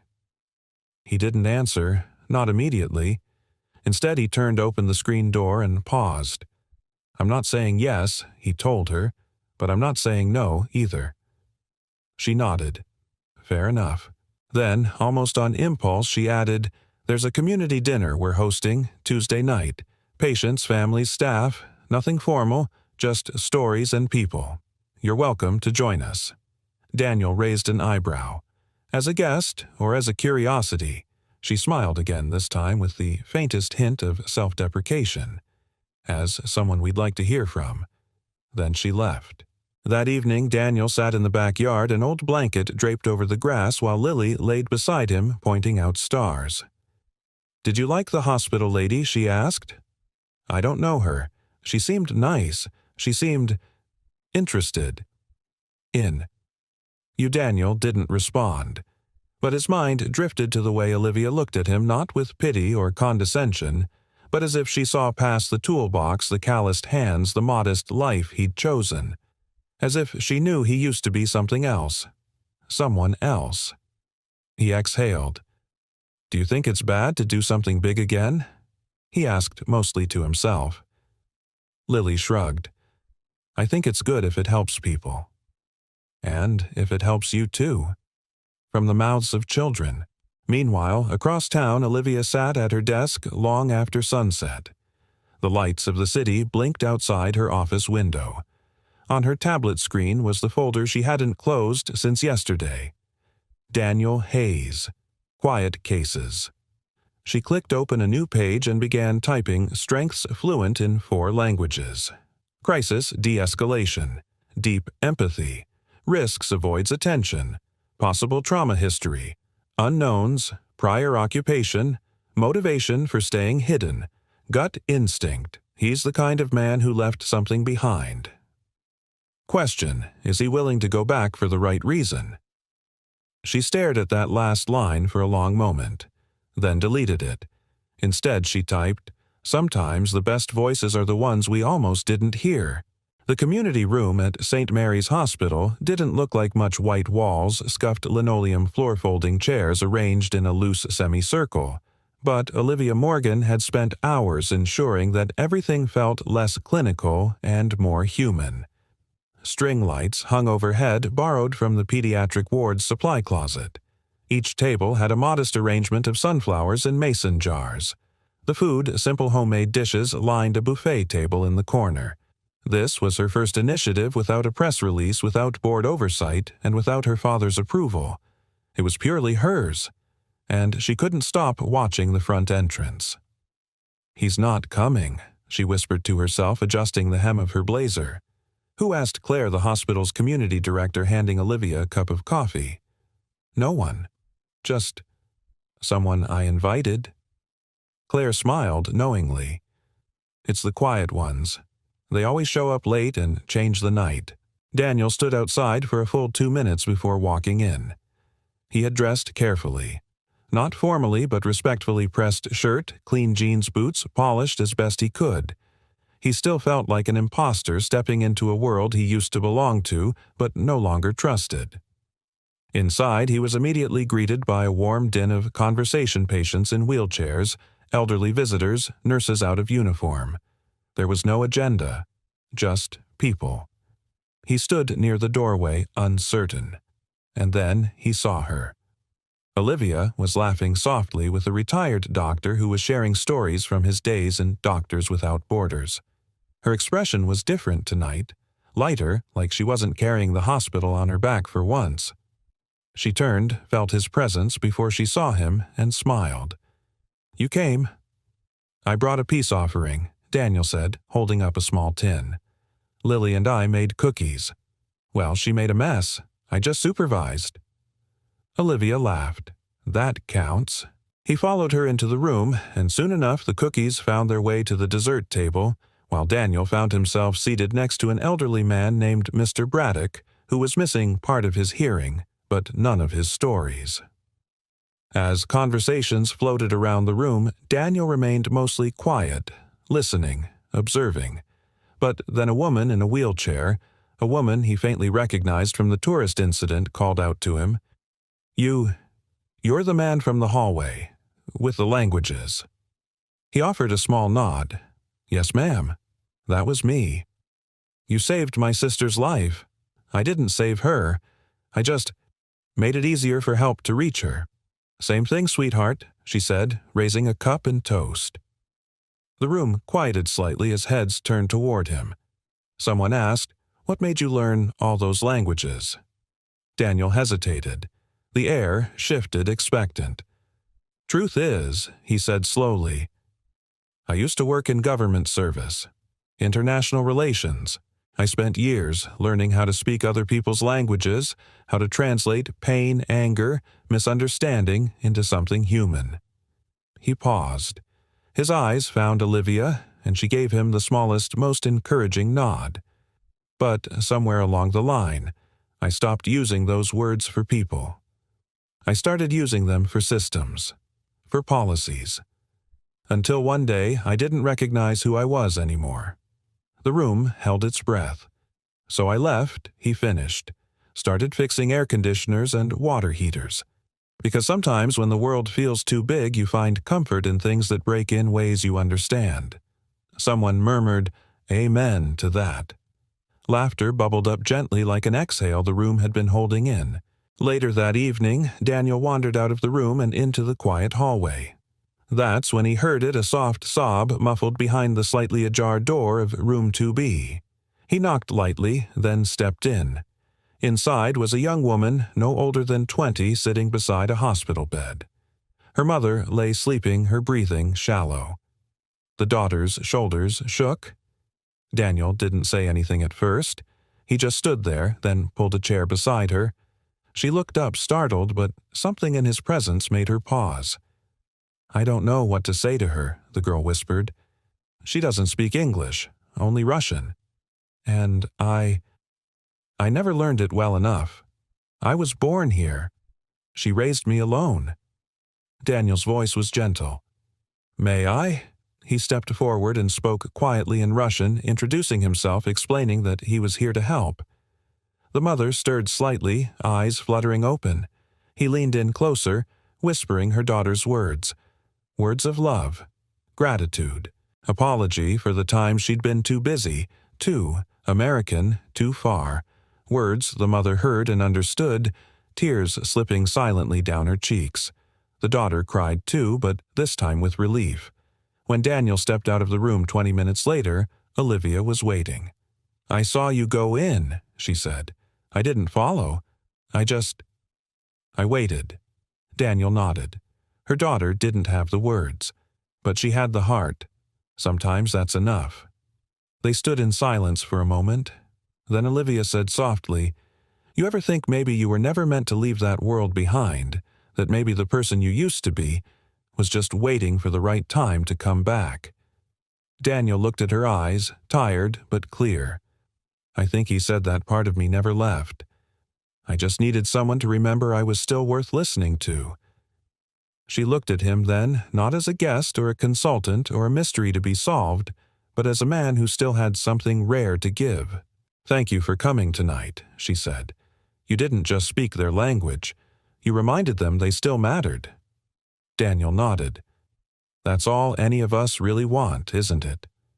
"To matter," she echoed. They stood side by side in the hallway outside room 2B as the hospital quieted for the night, two people who had spent years learning how to speak for others now, slowly learning how to be heard themselves. The next morning, sunlight filtered through the kitchen window of Unit 14, casting soft gold across the worn counter where Daniel stood whisking eggs. The skillet hissed gently beside him, scent of butter and pepper filling the small space. Lily sat at the table, absently coloring a page from her astronomy workbook. "Did you like the dinner?" she asked, not looking up. Daniel turned the heat down. "I did." "Did she like you?" Lily glanced up, now eyes sharp and curious. He gave her a look. "What makes you think that—" "You came home humming," she said, matter-of-factly. "You only do that when you feel seen." Daniel paused. That wasn't something a 10-year-old should notice. And yet she had. He sighed softly and placed 2 plates on the table. Olivia's. He hesitated. She's different. Different how she listens without interrupting. But not because she's polite, because she's actually listening. Lily nodded, biting into her toast. That's rare. You should keep her. Daniel chuckled.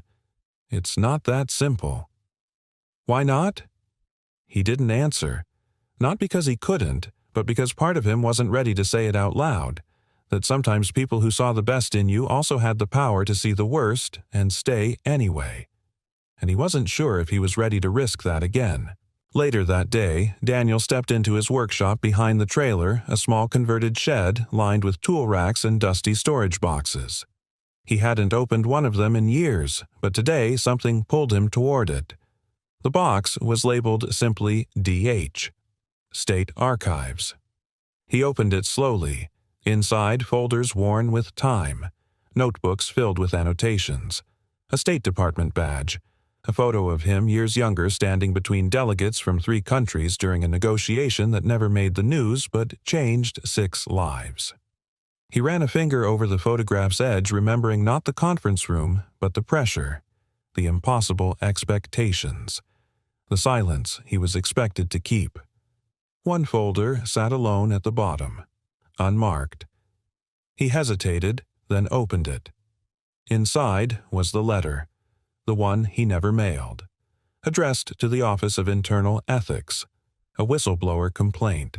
It outlined his objections to a redacted diplomatic briefing that was falsified before being delivered to Congress. He had refused to sign. And everything afterward, his resignation, the quiet pressure to disappear the jobs that stopped calling back, had stemmed from that refusal. His hands trembled just slightly. That part of his life wasn't behind him. It had merely gone quiet, like a language he no longer spoke. Across town, Olivia sat in the hospital's boardroom, a manila folder open before her. It was Daniel's full background check, or at least what had been publicly available. Most of it matched the hospital file freelancer, no criminal record single parent. But one thing stuck out, a gap of nearly 4 years after his resignation from federal service. No listed employment. No records at all. She tapped the table softly. Claire sat beside her sorting files for a separate community initiative. You look like someone who just found a ghost.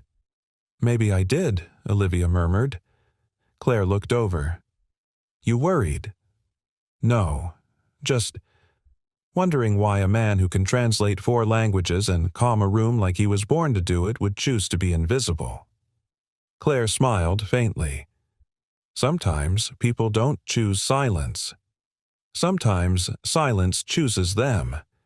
And survival means learning how to live inside it. Olivia closed the file. I think it's time we give him a reason to speak again. That evening, Daniel received an envelope. It wasn't official, no hospital letterhead, no return address. Inside was a handwritten note. Room 4C, Tuesday at 9 a.m. We have a patient who only speaks Arabic and won't let anyone near her child. No obligations. But we thought of you. Oh. He stared at it for a long while, the weight of the invitation heavier than its few words. He had learned Arabic during a 2-year rotation in Jordan, back when he believed language was enough to build bridges across pain. He hadn't used it in over a decade. Tuesday morning came fast. Daniel stood outside room 4C, dressed simply but neatly, the same way he might have for a briefing minus the suit, plus 7 years of living between silence and socket wrenches. A nurse glanced up as he knocked lightly and pushed the door open.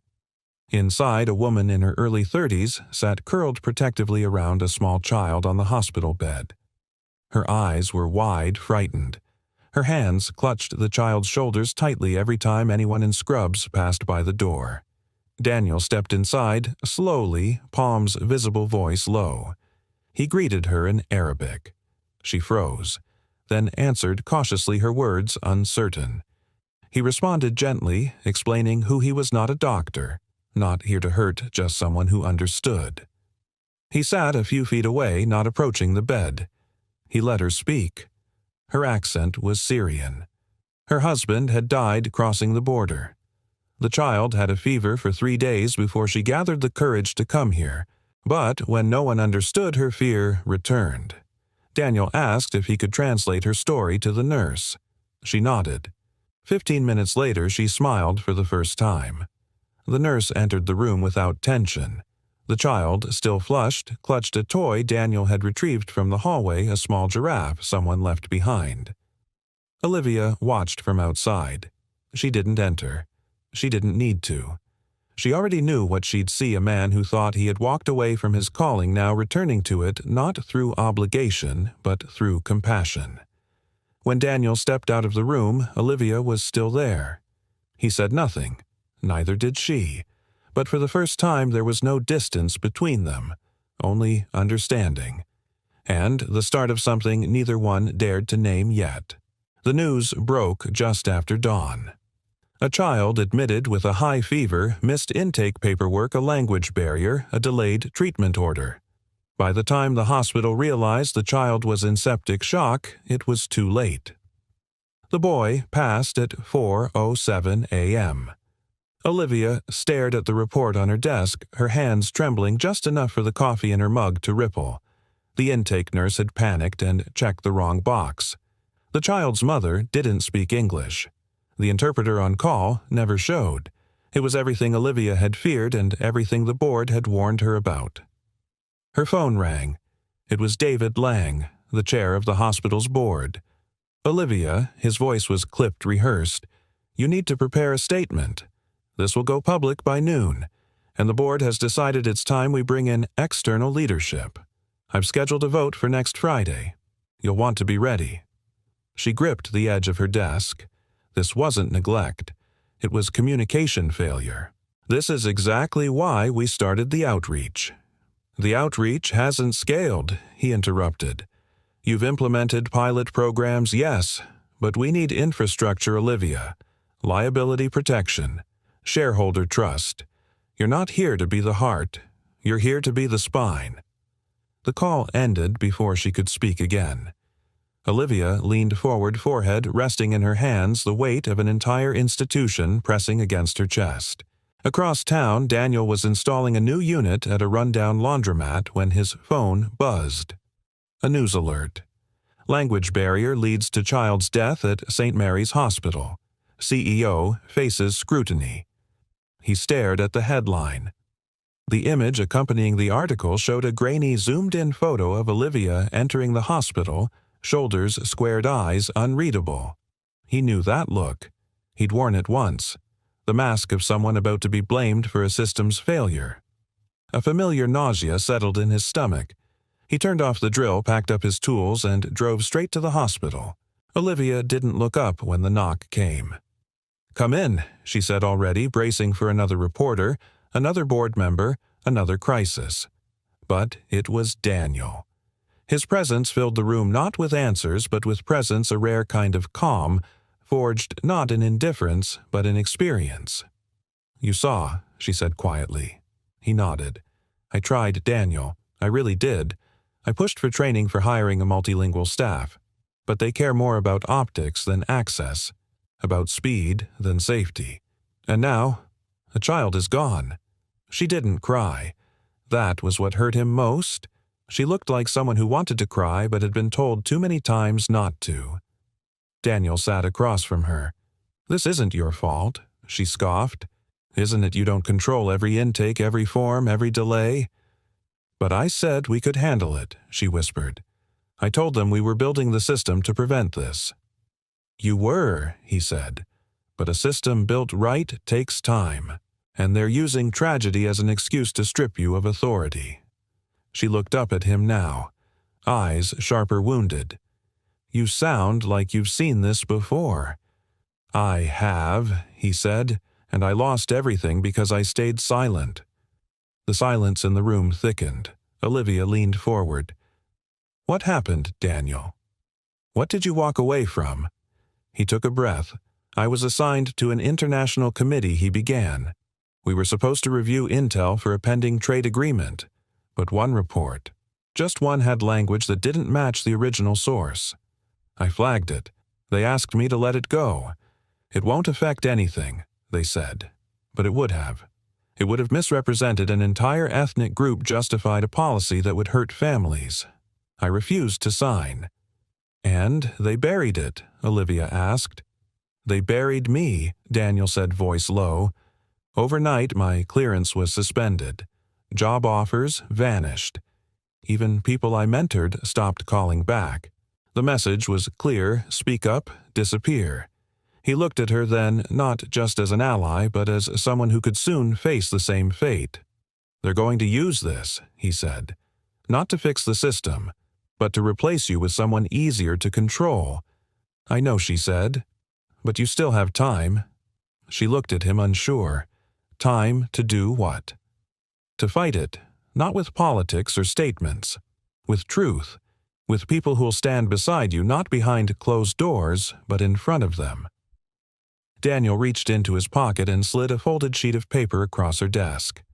It was a list, names of patients, nurses, volunteers, people from the multilingual outreach events who wanted to testify to speak about the program's impact, in different languages.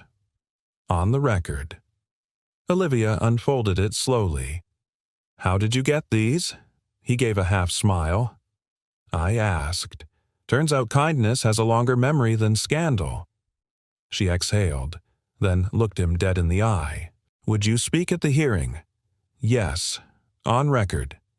Yes, even if it brings your past back into the spotlight. Daniel nodded once. It's already back. I'd rather be the one holding the light than hiding from it. For the first time since the crisis broke, Olivia's shoulders relaxed.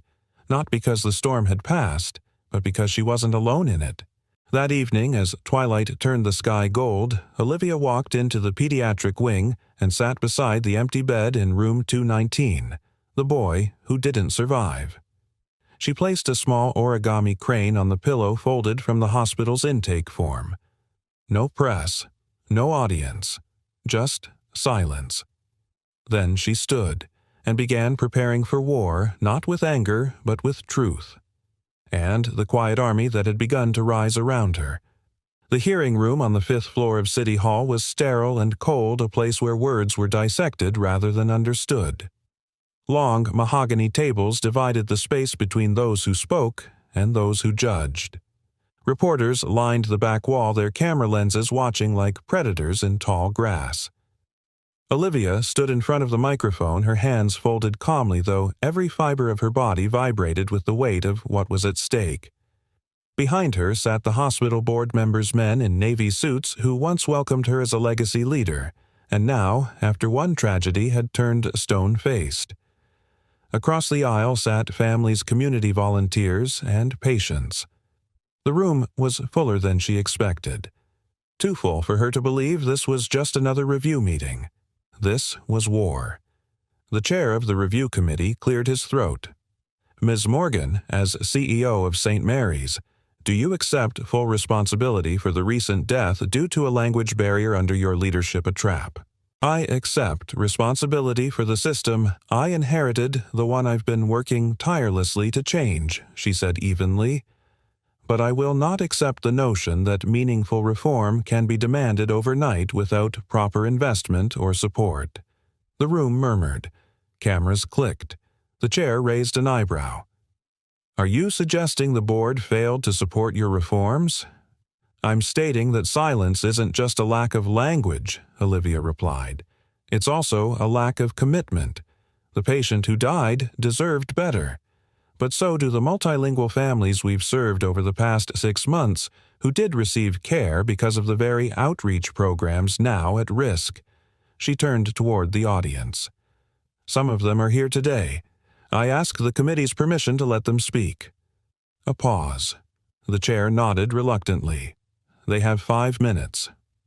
The first woman rose, elderly Spanish-speaking, with a nurse translating beside her. She spoke of the night her husband collapsed in their kitchen and how Daniel's presence in the ER made her feel safe in a place where she once felt invisible. Another voice followed a Congolese father whose son had undergone surgery, a Japanese grandmother, a Haitian teen. Each told a different story with the same ending: they were heard. Then Daniel stood. He didn't take the microphone. He stood beside Olivia instead. "My name is Daniel Hayes," he began, voice firm. "I've served this hospital informally for months. I've translated for patients in French, Japanese, Russian, Arabic, and Spanish. Not for pay, not for recognition, but because when someone is in pain and no one speaks their language, that pain deepens." A reporter's camera flashed. "But I also come from another world," Daniel continued. "I once worked as a diplomatic interpreter. I know what happens when information is distorted, when people pretend understanding isn't necessary. It cost me my career." He pulled a folded sheet from his pocket. "This is a copy of a letter I wrote over a decade ago. I never mailed it. It documented falsified reports that could have endangered a minority population during a negotiation. I refused to lie. I refused to sign, and I was erased for it." A ripple of silence swept the room. "I've lived quietly since then, raising my daughter, fixing air conditioners, and watching a world that sometimes moves too fast to care. But I came back to this hospital not for redemption, but because I saw a woman fighting to change a broken system from the inside out." He looked at Olivia. "She didn't ask me to speak, but I won't let another good person be silenced while the powerful wait for the dust to settle." He stepped back. The room didn't erupt in applause. It went still. A kind of reverence filled the air, not for Daniel, not even for Olivia, but for the truth itself. Raw, undeniable. That evening, Olivia stood in the hospital garden watching dusk settle over the city. Wind moved gently through the lavender bushes planted by the nurses on Mother's Day. Her blazer hung over one arm. Her shoes were off. Daniel approached quietly, holding 2 coffees. "You were extraordinary today," he said. She turned to him. "You were the earthquake." "I didn't mean to be." "Yes, you did," she said, "and I'm glad you were." They sat on a low stone bench beneath a flowering tree. A hummingbird darted between the branches, completely unaware that 2 people below had just changed the course of something much larger than themselves. "Do you regret it?" she asked. "Speaking the truth, no. Letting them see you again." Daniel looked up at the sky, the color of steel and fading gold. "I think I've hidden for so long I forgot what it felt like to be seen and not be in danger." She didn't reply. She just leaned her shoulder slightly into his. He didn't move away. "I'll still probably lose the vote," she murmured after a while. "Maybe he said. But now they'll know it wasn't because you failed. It was because you refused to become what they expected." She smiled faintly. "You always speak like you're translating something deeper." "Maybe I am." Their eyes met something quiet and unresolved passing between them. Not a confession, not yet, but a promise that something had begun, not in a boardroom, not in a language, but in understanding. It rained the morning of the vote. Not the kind of dramatic storm that made headlines or flooded sidewalks, but a soft, persistent drizzle, the kind that seeps into your bones and makes everything feel heavier than it is. Olivia stood in the staff parking lot staring up at the gray sky, her blazer draped over one-arm hair pulled into a practical twist. Inside, the board was preparing. She knew their rhythm by now, the private discussions, the casual but loaded glances, the veiled language of liability and reputation. What they didn't say was louder than what they did. She pulled her phone from her pocket thumb, hovering over Daniel's number. She hadn't seen him since the hearing 2 days ago. Not because she didn't want to, but because something in her had changed. She wasn't standing alone anymore, but that also meant she couldn't run from herself. She didn't call. Instead, she turned and walked toward the entrance. Daniel was already there. He stood just outside the auditorium, dressed in a charcoal button-down and jeans hands folded behind his back. He hadn't been asked to attend. He had chosen to. He watched as hospital staff filed in, some hopeful, some resigned. Claire approached him with a warm smile and a nod. "She's going to be fine," she said. Daniel nodded, though something in his chest pulled tight. "She's brave. She's not the only one." He gave a quiet smile, then stepped aside, watching the glass doors swing closed behind the last board member. The vote was in motion, and the outcome was out of their hands. Inside the auditorium, Olivia stood tall as the chair of the board announced the motion: to instate external leadership over St. Mary's Community Hospital and transition CEO responsibilities, effective immediately. The vote was called. One by one, hands raised. 7 members, 4 in favor, 2 against. Then came David Lang, the chair. His vote would break the tie. He looked at Olivia for a long time, then his hand rose against. A collective exhale rippled across the room. Lang cleared his throat. The motion fails. Ms. Morgan will retain her position as CEO. Olivia didn't move. Not immediately. Then she turned, nodded to the room, and walked out. Not in triumph, but with a kind of grace that belongs only to those who have fought hard enough to earn it.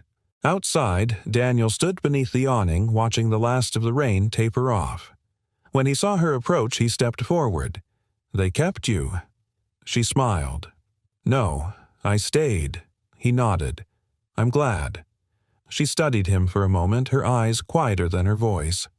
"There's something I want to show you," she said. They walked in silence through the east wing of the hospital, down a hallway recently painted and lined with framed photos, patients, nurses, community members, volunteers. At the end of the corridor was a door marked Outreach Room A. Inside, a small group of patients and translators were gathered in a circle. A young nurse handed out laminated cards, each with a phrase written in English, Spanish, and Vietnamese. Daniel watched as a child read aloud, "My pain is sharp." Then her mother repeated the phrase in Spanish. The translator guided her through pronunciation. It was a small thing, but enormous. Olivia turned to him. "This is just the beginning. We'll train more, fund more, bring in community leaders from every language group we serve."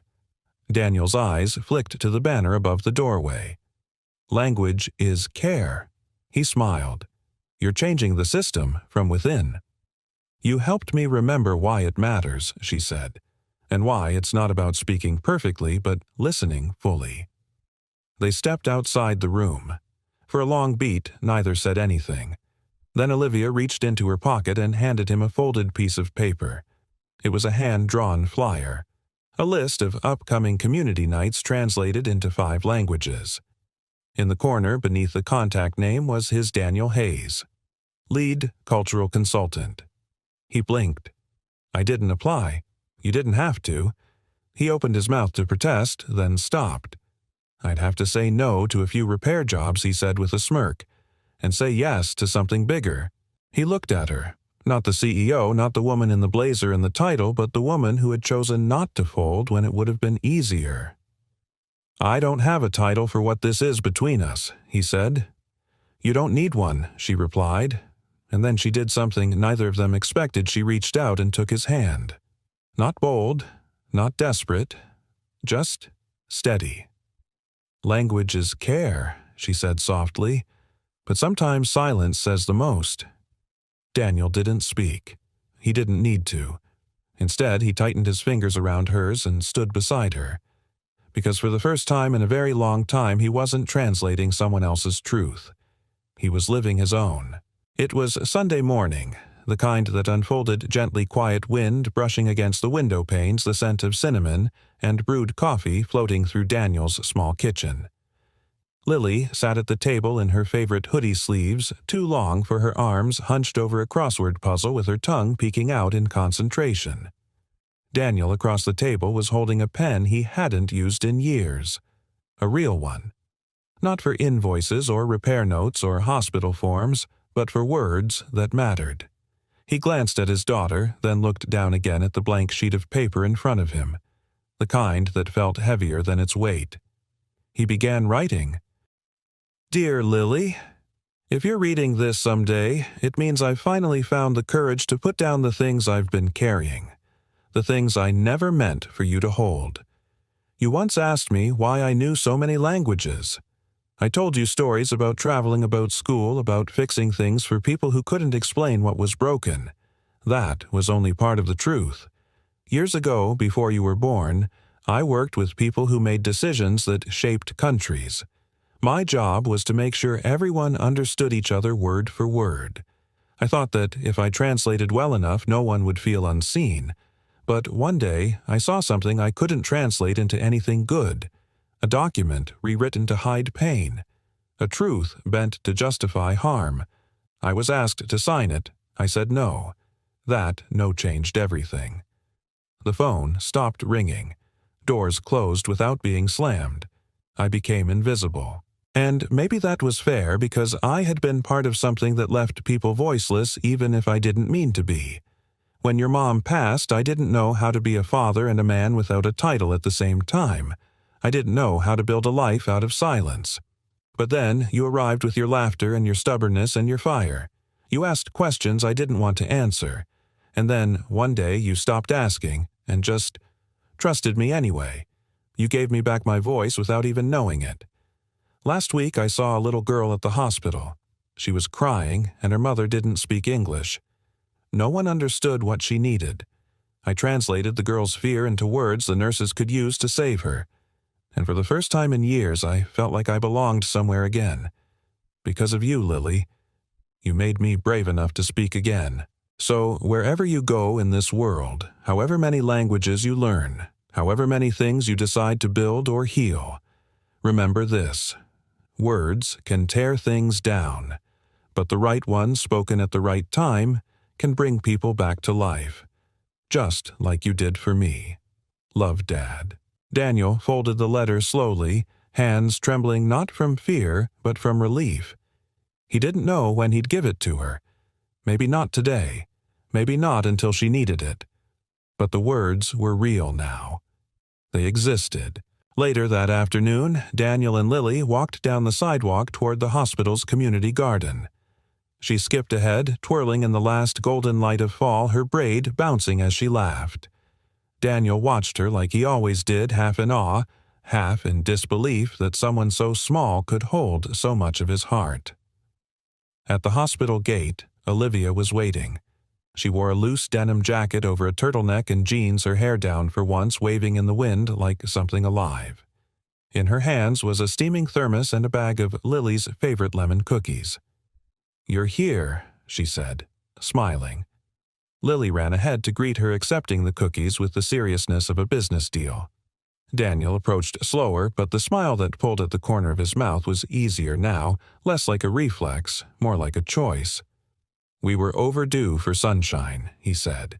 Olivia gestured toward a bench in the middle of the garden beneath the old oak tree where volunteers had tied ribbons with names and prayers. They sat in companionable quiet while Lily explored the rows of herbs and sunflowers. "I heard about the hearing follow-up," Daniel said eventually. "You got funding approved for the expanded outreach." Olivia nodded. 25 new interpreters, plus cultural training for all staff. Full-time roles with benefits. He raised an eyebrow. "That's big. It's necessary." She turned to him, her expression softer. "And I couldn't have done it without you." Daniel looked away, not out of modesty, but because something inside him still struggled to accept being seen as part of something good again. "You did it because it was right," he said. "So did you," she replied. "You didn't just speak up. You stayed. You stood next to me." He gave a slow nod. Then she added more quietly, "You don't know what that meant to me." He did, because in her eyes he saw the same thing he'd seen in his own reflection the day he started writing to Lily, a person no longer hiding, a person building again. She reached out her hand, brushing his on the bench, and this time he took it without hesitation, not because he needed her to fix him, but because she never asked him to. They watched Lily chase a butterfly between the flower beds, giggling as she nearly tripped over her own shoelace. "I think she's going to change the world," Olivia said. Daniel smiled. "She already changed mine." The hospital auditorium looked nothing like it had 6 weeks ago. The harsh overhead lights had been dimmed to a gentle amber glow. Rows of chairs had been rearranged into circles, inviting conversation rather than division. The podium was replaced by a simple microphone stand in the center of the room. Around the perimeter, small placards in multiple languages read, "Tonight we listen in every language." The event was called the Night of Quiet Voices, an idea Olivia and Daniel had co-created after the board vote. No speeches, no donors, just stories, real ones, told by the people whose lives had been changed by the act of being understood. Daniel arrived early. He wore a soft, black sweater sleeves pushed up and jeans that still had traces of caulk along the seams from a morning repair job. He didn't dress for attention. He never had. But Olivia noticed anyway. "You came," she said as he joined her near the stage. "I promised I would." She looked at him for a beat, then reached into her coat pocket and handed him a small folded piece of paper. His name was written on the front. He opened it. Inside was a printed copy of the hospital's newly ratified charter, highlighted in yellow the line, "Cultural Consultant. Daniel Hayes, Founding Contributor." He blinked. "I didn't know you were submitting this to the board. I didn't ask for permission," she said. "I just gave them the truth." Daniel folded the paper carefully this time and placed it in the inside pocket of his coat like it was something sacred. Olivia continued, "I'm introducing you tonight, but the mic is yours. Say whatever you want." Daniel smiled faintly. "I'm better when I don't prepare." "I know," she replied, and the ease between them said more than any script could. By 7 o'clock the room was full. Nurses still in scrubs. Elderly couples bundled in scarves, high school students with clipboards, refugees with weathered hands, people who had once walked into St. Mary's afraid unheard, unseen, and had found someone who spoke their language literally or figuratively. Olivia stepped up first, offering only a short welcome. "No introductions tonight," she said. "No credentials. Just voices." She stepped aside and Daniel walked into the center. There was no podium to stand behind. Just him, the mic, and a room full of eyes that were tired of being looked through. He cleared his throat. "I never thought I'd speak in a place like this again." A pause. "I used to think language was about power. If you knew the right words, you could change the outcome of a meeting, negotiate peace, avoid disaster." He looked around the room. "But that's not true. Language isn't power. Kindness is. And kindness doesn't always come in full sentences." He took a breath.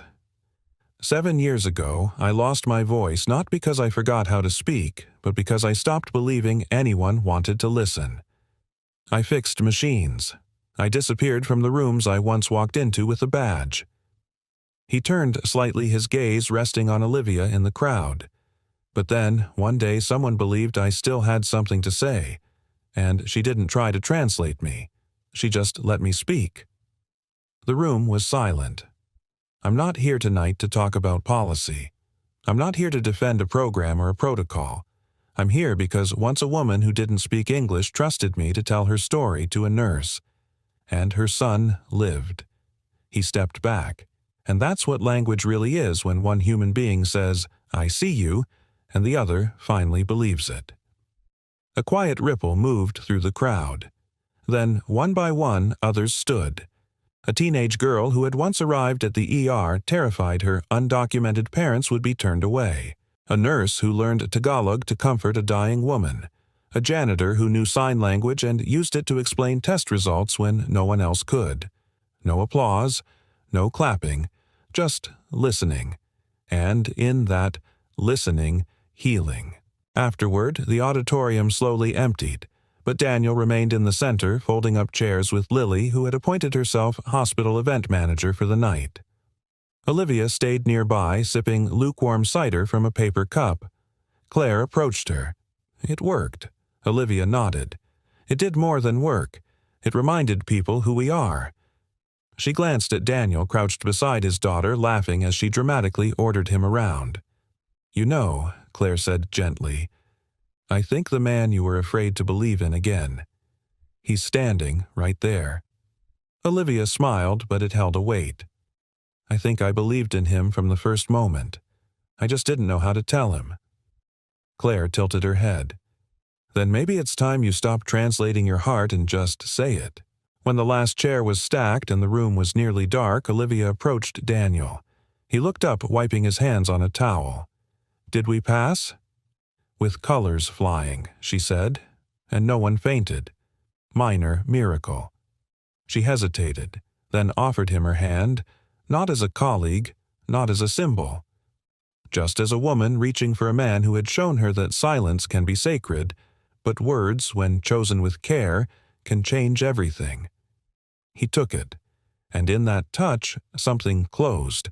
Not a chapter, but a wound. She stepped closer. "You once said words can bring people back to life." "I remember." She searched his eyes. "Then say something real."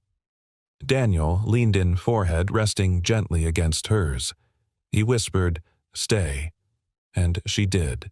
Spring arrived in Willow Creek with a kind of quiet insistence, daffodils pushing up through the hard soil trees lining the streets in fresh green whispers, and the air full of the scent of something starting over. Daniel stood in front of Unit 14, keys in hand, a worn cardboard box tucked under one arm. The door had just been painted a soft, welcoming blue, and the rusted porch rail had finally been replaced. It wasn't fancy, but it was home. Inside, Lily sat cross-legged in the center of the living room, taping a hand-lettered sign above the doorway that read, "Room 14, where words begin again." She grinned when she saw her dad walk in. Too cheesy, Daniel chuckled. Cheesy in the best way. He set the box down and looked around. The shelves were lined with more books now, language dictionaries, yes, but also storybooks in Spanish, Arabic, and Japanese. A small corner desk held Lily's drawings and a printout of her latest school essay, "Why My Dad is My Hero." There was a second toothbrush in the bathroom, and a denim jacket hanging behind the door. 2 weeks earlier, Olivia had surprised them both. It was supposed to be a short visit, just a walk through the community center's new translation booth, then coffee in the courtyard. But Lily had tugged her hand and said, "You should see room 14. Dad says it's magic." And Olivia had gone, not out of obligation, but out of something deeper, curiosity, care, and maybe the hope that she could belong somewhere that had nothing to do with boardrooms or title plaques. That night, she'd stood in Daniel's kitchen with the porch light casting gold against her shoulders and said, "This feels like breathing."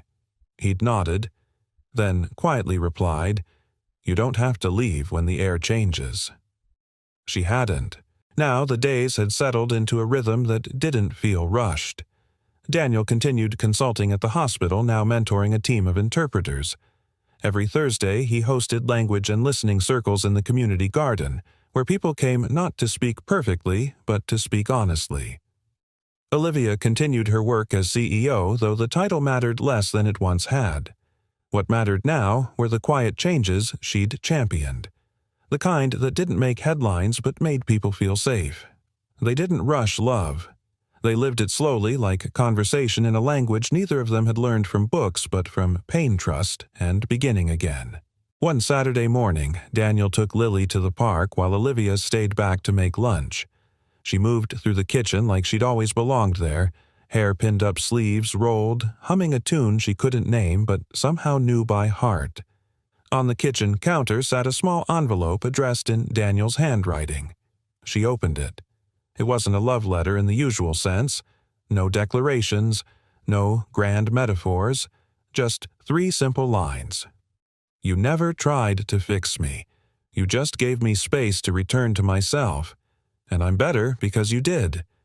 She read it twice, then placed it beside the sunflowers in the mason jar on the table and stood by the window watching the 2 people she loved most chasing each other beneath the new leaves. She didn't wave, she didn't call out, she just watched, and felt full in a way she hadn't in years. That evening, the 3 of them sat on the front steps of room 14, sharing ice cream straight from the tub. The sun dipped low, bathing the street in honey-colored light. Children's laughter echoed from down the block. Somewhere, a wind chime clinked softly like a bell remembering a melody. "Dad," Lily said, licking her spoon, Do you think people can really start over? Like, completely? Daniel glanced at Olivia, then looked down at his daughter. I don't think we ever start over, he said. I think we just start truer. Olivia leaned her head against his shoulder. That sounds like something someone fluent in 5 languages would say. He smiled. Technically 6. I've been learning Korean with Lily. Lily grinned. I'm a tough teacher. Tell me about it, Olivia said. And they laughed, not loudly but deeply. The kind of laughter that came from healing places from old scars finally given new names, survival strength, love. As the sky darkened, Daniel reached into his pocket and pulled out a small stone. He handed it to Lily. What's this for? She asked. It's for the jar, he said. In their hallway sat a glass jar labeled Kindness Kept. Every time someone did something kind without expecting anything in return, they placed a stone in the jar. Lily turned the stone in her hand, then dropped it in. A soft clink. One more kindness. One more language of love spoken without a word.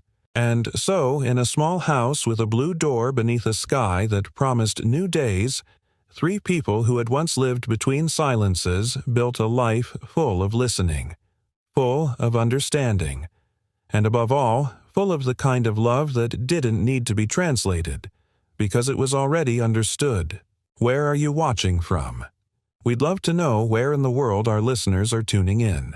Share your location in the comments below. If this story touched you, don't forget to subscribe to the channel for more heartwarming tales of resilience, kindness, and quiet love. Thank you so much for spending your time with us. We're truly grateful you're here.